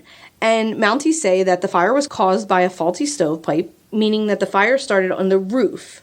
Okay. And people were very skeptical of this explanation because Phil was a very experienced prospector, and he knew how to build a cabin and plumb a stovepipe so that it wouldn't touch the timbers of the roof, and that he would die in such an amateur move. Also, if the fire started at the roof, why didn't he just leave the house? I didn't mention his body was found inside the house burned, which sort of indicated that he was either dead before the house burned down. Yeah. Or something made it so that he couldn't leave his house, or that it burned down so quickly that he wasn't able to leave. Now, could it be carbon monoxide poisoning from the gases of the stovepipe not being able to escape? Certainly, if it was the tiniest little bit wasn't properly done. I mean, Right. certainly, right? I mean, there's no saying that wasn't the case. Especially if snow fell on the pipe and clogged it. Closed it, sure. But You also know? if it was so hot and snow probably wouldn't really sit on it like that. Yeah. It said the fire burned so hot there was almost nothing left of the cabin or Phil Powers, which doesn't really happen in that kind of situation. It was very odd, circumstances. Was his head on? Yes. Well, yes, his whole body was disintegrated, but Holy shit. his head was not gone that I Okay. could tell. 1945, a miner named Ernst Savard from Ontario was found dead in his sleeping bag without his head. Damn it. Yeah. Who's got all these heads? I don't know. And that story was just this isolated, I don't know why he was there. He wasn't in a cabin. I don't Right. know what his deal was. He was just a miner that just was dead with no head. 1926, a group of hunters were out camping, and they had a woman with them named May Lafferty. And I also heard her name was Annie Lafferty, but most of the articles... Maybe her name was Annie Mae. Maybe, Lafferty. yeah. But most of the articles written out said her name was May Lafferty. The camp of hunters were all hanging out by the fire after a day of hunting. I'm pretty sure they were her in-laws and her husband. They were a family that was out hunting. Okay. They had all went to bed, and they had said she had been sort of acting a little funny when they went to bed. And when they all... What do you mean, funny how? I don't know. Her behavior was abnormal than normal. Okay. When they woke up in the morning, she was gone. A group of trackers, they got a bunch of indigenous people and some Mounties and just people from the area to track her footsteps and literally track her. Right. And they kept picking up and losing her trail, finding little bits of her clothing all along the way until they had so much of her clothing that they were convinced she would be naked. Right. And not able to survive in this climate with no clothes on. Yeah. She was never found. Months later, someone came forward claiming they saw a woman running naked along the side of the rock cliffs, and that she looked so possessed that he hid from her because she scared the shit out of him. Holy shit. He was she looked fully possessed, and I just hid in the bushes because I was she was naked, she was acting wild, and it scared me. He made the He right was move. See you later. Yep. She's not the only person to have gone missing. It's thought that around 44 people have vanished under mysterious circumstances in the valley by 1969. Other phenomena have been reported from here as well. Mysterious lights and UFOs having been sighted all along the valley, as well as other, aerial phenomenon, which is not surprising considering the Aurora Borealis are right there, yeah. In the 1800s, when people first tried to cross into the area, they would come back with tales of this tropical valley within the tundra because of underground hot springs. It was an area that never froze. It was a paradise that had moose, mountain sheep, and caribou that were so large they were almost square from how fat they were. That's not real. They would talk about prehistoric animals that were still roaming the earth, like mammoths, mastodons, and prehistoric monsters that both native trappers and European prospectors claim to have seen fresh tracks of the animals in the snow and on the sand of the creek bed. Many frontiersmen returned from the wilderness bearing ivy tusks, still with hair and flesh on them from animals. You mean ivory? Ivory tusks? What did I say? Ivy. Ivory tusks, still with hair and flesh adhered to the bone of prehistoric animals. So they were hunting these prehistoric animals They for would their tusks? No, they would find them in the ground but like still having... What? Yeah. Also, this area is known for its cryptids. It's a hot spot for Bigfoot sightings. It's believed to hold the Bigfoot, not the Yeti? They said Bigfoot. Okay. It's believed to hold a remnant population of a bear-like carnivore called a bear dog, or an Amphicenidae, which was thought to have gone extinct in the Phycocene epoch. These are words I've sounded out. In an ice cave called the Garot Valley, ancient skeletons of over 100 sheep were found, apparently having starved to death altogether, around 2500 BC. The findings of this cave earned the nickname the Gallery of the Lost Sheep. Since the 1940s, there haven't been as many reports of missing people or headless corpses because I think people have gotten the hint to stay the fuck away. Yes. But to this day, it's not known who or what is responsible for the beheadings and disappearances in the Nahani Valley. The native people have always believed that the valley was cursed and that some supernatural forces are to blame. Some think that the deaths were resulted from the ghosts of the Naha warriors, risen from the dead to drive away the white man. Some believe that this may be the location of a very thin spot between a veil of this and another dimension. Some boring people believe that the attacks were carried out by hostile natives or rivals between miners vying for gold, which, like, no. The disappearance... Why would they take the head? Like, you know what I'm saying? It makes no sense. Clearly, this is supernatural. I mean, you take the gold, but like... Fine, take the gold. Why right. the head? That seems aggressive. Yeah. The disappearance, of course, could be any type of natural issue. It is an uninhabitable location on Earth. Even though the area is a national park, it remains one of the least explored areas in the world, and there are very large portions that have never been properly surveyed. What lies in the depths of the Headless Valley, we may never know. Jesus. And that shit freaked me the fuck out. Ew. It really freaked me out. I don't know what's happening up there. I mean... Canada, what the fuck are you doing? It's scary from the moment that you're like, ooh, it's a little cold. Yeah, I didn't dress appropriately for this. It's cold from that moment. Yeah. And then it just goes downhill. It's scary as hell from there. Yeah, that's this whole... Yeah, no. We don't know what's... And that's not even... I mean, I just, like, told you, like, there is so many cases of people just going up there and their bodies burning. Or their camps burning down. Or it's lots of fire situations. Lots of missing corpses. I mean, people dying. People just... Treks of people just... It's, like, one thing after. It just went on and on. I just picked, like, the most, commonly known stories. But it's, like... There is article after article after article about this shit. And then it's like, book your trip to the Nahani Valley. I'm like, no, motherfucker.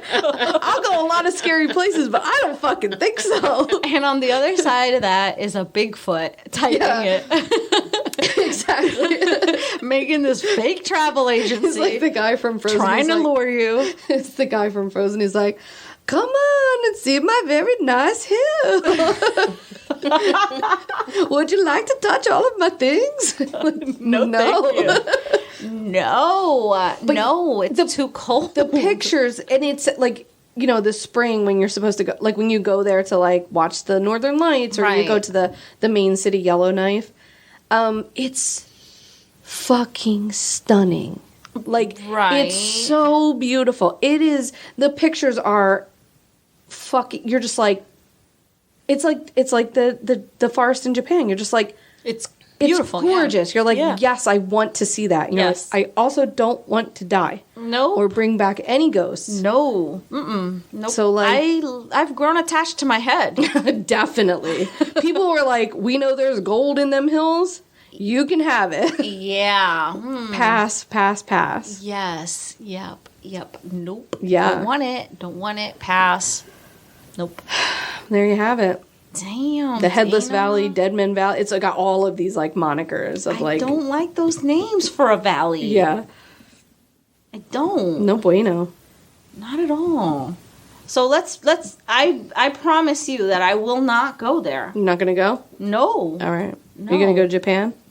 I kind of do, yeah. And I would go there. I would absolutely go there. You would go to the forest? Yeah. I mean, there's like other things to do there. Yeah. You know? Besides die. besides die. Yeah. That's good But to I know. think, like, you know what? Like, it just seems appealing in the sense that, like, maybe you have some things to work out in your mind and you would go there and sit in quiet, Right. you know, almost like There's, a like- weightless tank. Or you could just go to Weightless Tank. No, I get it. I'm just saying. It feels like a big trip to just work some shit out. No, I get Maybe it. snorkel, maybe go snorkeling. Yeah, that's also good. That's also peaceful and quiet. Yeah. And you can be alone with your breath and nature. Yeah. But I get it, though. I definitely get it. You want to see some things. There's a place to see things. Yeah, and people do. I don't want to dissuade people. Like, people do go visit. There's other Yes. parts of the Nahani Valley that you can go visit. That Oh, okay. I thought you were talking about my well, place. though. Yeah, that place too. Yeah, but both. But there's other parts of the Nahani Valley that isn't the Headless Right. valley. That's a huge, vast, 11,000 Right. square foot area that you can go, like, check some shit out, Right. and, like, be a tourist and, like, go to. It's a national park. I mean, it is still a national park, but also you have to take a plane to get there. Well, it sounds beautiful, and it's like one of those places that you're like, I'm never going to see that in my life. And I'm okay with that. Gotcha. Yeah. Yeah. So another thing that we're okay with is ending this episode and seeing you next week. Yes. You will have another story. Yeah. A couple of stories. Yeah, definitely. In the meantime, you can go check us out on Patreon. We have short stories. We have all kinds of things over there that we shared. And you can take advantage of that. You can also support us if you so feel inclined by clicking on the links on the Buy Me a Coffee. And you can make a donation there if you want. Yes, ma'am. The best thing you can do for us is to share this podcast with a friend or an enemy. Or anybody that you want, really. Maybe you're trying to send somebody a subtle message about the person that you are. And there's a few episodes that is exemplary of the persons that we are. That's right. We also have a phone number. Oh, yes. And someone called us on the telephone. Oh, shit, I forgot about and that. left us a message. Would you like to hear it? Yes, absolutely. All right. Hi, fabulous ladies. I'm catching up, and a friend told me I made the podcast as your anonymous fact checker. Big brains, lots of info, but underachieving degenerate with many degrees. Cindy, can you hear me? Thinks she can relate. I was horrified to hear my voice on the radio because I thought I made a fool ass of myself the first time. A little tipsy, but damn, I was just following your podcast cue. Wine and dine. Had to have a snack and pass out. Very pumped from your positive response. Made my day and cheered me as your podcast does. I will keep an eye on all of your mishaps if I bring the laughter. You That's a gals natural laugh. are figuring out how to do more with face crap than I can do. I mean, Facebook. I'm so sorry. Dear Nydia, I am not breathy, but thank you. It makes me sound sexy. Like a thick cut of bacon. I feel like a chipmunk when I'm talking, and I definitely don't deep throat. Dana hates that word. I am glad you had some joy too, Dana, and cracked up and felt worthy of sharing. Cindy, I hope you did not fall into a dragon laugh. Also, damn bitch, cook that shit. Kisses to all of you. I enjoy your funny bitches, and I just love your show. My pronouns, she, her, under the power of the V, bad bitch.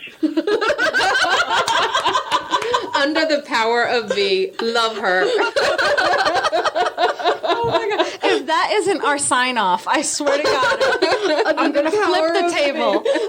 Bad bitches. Oh my God. My pronouns are she. It has to be at the end of the prayer. With the power of the V, bad bitches. That's right. Thou Christian. Well, we had the voice of the anonymous fact checker. The fact checker is back. Well, wait, she called a second time. Oh, shit. All right, so she called back. We haven't listened to this one yet, but let's just play it on air. Hi guys, it's me again. Who's that girl? I just listened to I'm catching up. Bleeding out. If you're hit the femoral artery, you're usually fairly close. You would have to have a lot of pressure and put on wine to deter the bleeding. This thigh has a lot of vasculature. So, I want to tell you guys, she might hit a vein or something. But I do love you guys, just teasing. I do have to tell you that your friends that I like at Twisted and Court have a little mishap too. The highway bone is not the thing that connects your neck. Those are the cervical vertebrae. The hyoid is the only bone that doesn't articulate with any other bone. That's medical much? I don't know. You can figure out what I do. It serves the purpose to help the tongue and the support the larynx. If you guys want to look it up and tell your friends, that's great. They don't have a phone number and have fun with it. She's talking about Twisted and When a victim suffers from this, the trauma is very great because you can break the bone without having a connection to anything else. It's super a great force. Almost like a wishbone at Thanksgiving. Quite a terrible ordeal. So, yes. Cindy, can you hear me? Love you women of crime and history. Be good or be good at hiding the body. She's got all the sign-offs. Be good or be good at hiding the body. So what she was saying is she's describing the hyoid bone, which I actually do know about this bone because of my job. Okay. I do know a lot of bones and muscles and things like this. Right. So she's saying apparently something we said and Twisted and Uncorked must have gotten wrong also. I'm not sure I remember us talking about the hyoid bone, but the hyoid bone is what she's saying is it's very commonly seen when someone's either strangled or hung. It's broken in their throat. It's a bone that doesn't attach to any other bone in the body. Right. She was saying it's like the wishbone in a turkey or a chicken, and it sits in the bottom of your throat and it like holds your tongue into place. So when someone is strangled, like whatever, that's a very good indication that they had been murdered because that hyoid bone is broken. That's what she was saying. I know it was a little difficult to hear, but I guess we'll have to tell the girls at Twisted and Uncorked because they don't have a phone number. Oh, damn it. Now, her sign-offs are like just perfect. The thing of dreams, really. We're going to have to... here's the problem. We don't know who this person is. Our anonymous fact checker has the sign-offs of a god. Also, she's our Holy Spirit. Yes. She's the Holy Spirit of this podcrap. She is speaking God's word. That's right. To us through Google Voice. She's the Messiah. That's right. Through Google Voice. Yeah. Amen. Amen. With the power of the V. Amen. Amen. Bad bitches. Bad bitches. Amen. Wow, we have a whole thing going. I'm obsessed with her. Yes. And her pronouns. Yes. I'm just like... And all of this so much. And also, either be good or be good at hiding a body. Incredible. And with that, fully incredible. We will leave you tonight. Remember, do not get taken to the second location and be good or be good at hiding a body. Cheers. Cheers, man. Are you okay? Jesus Christ. You're so fucking loud. You're disgusting, and I hate you both.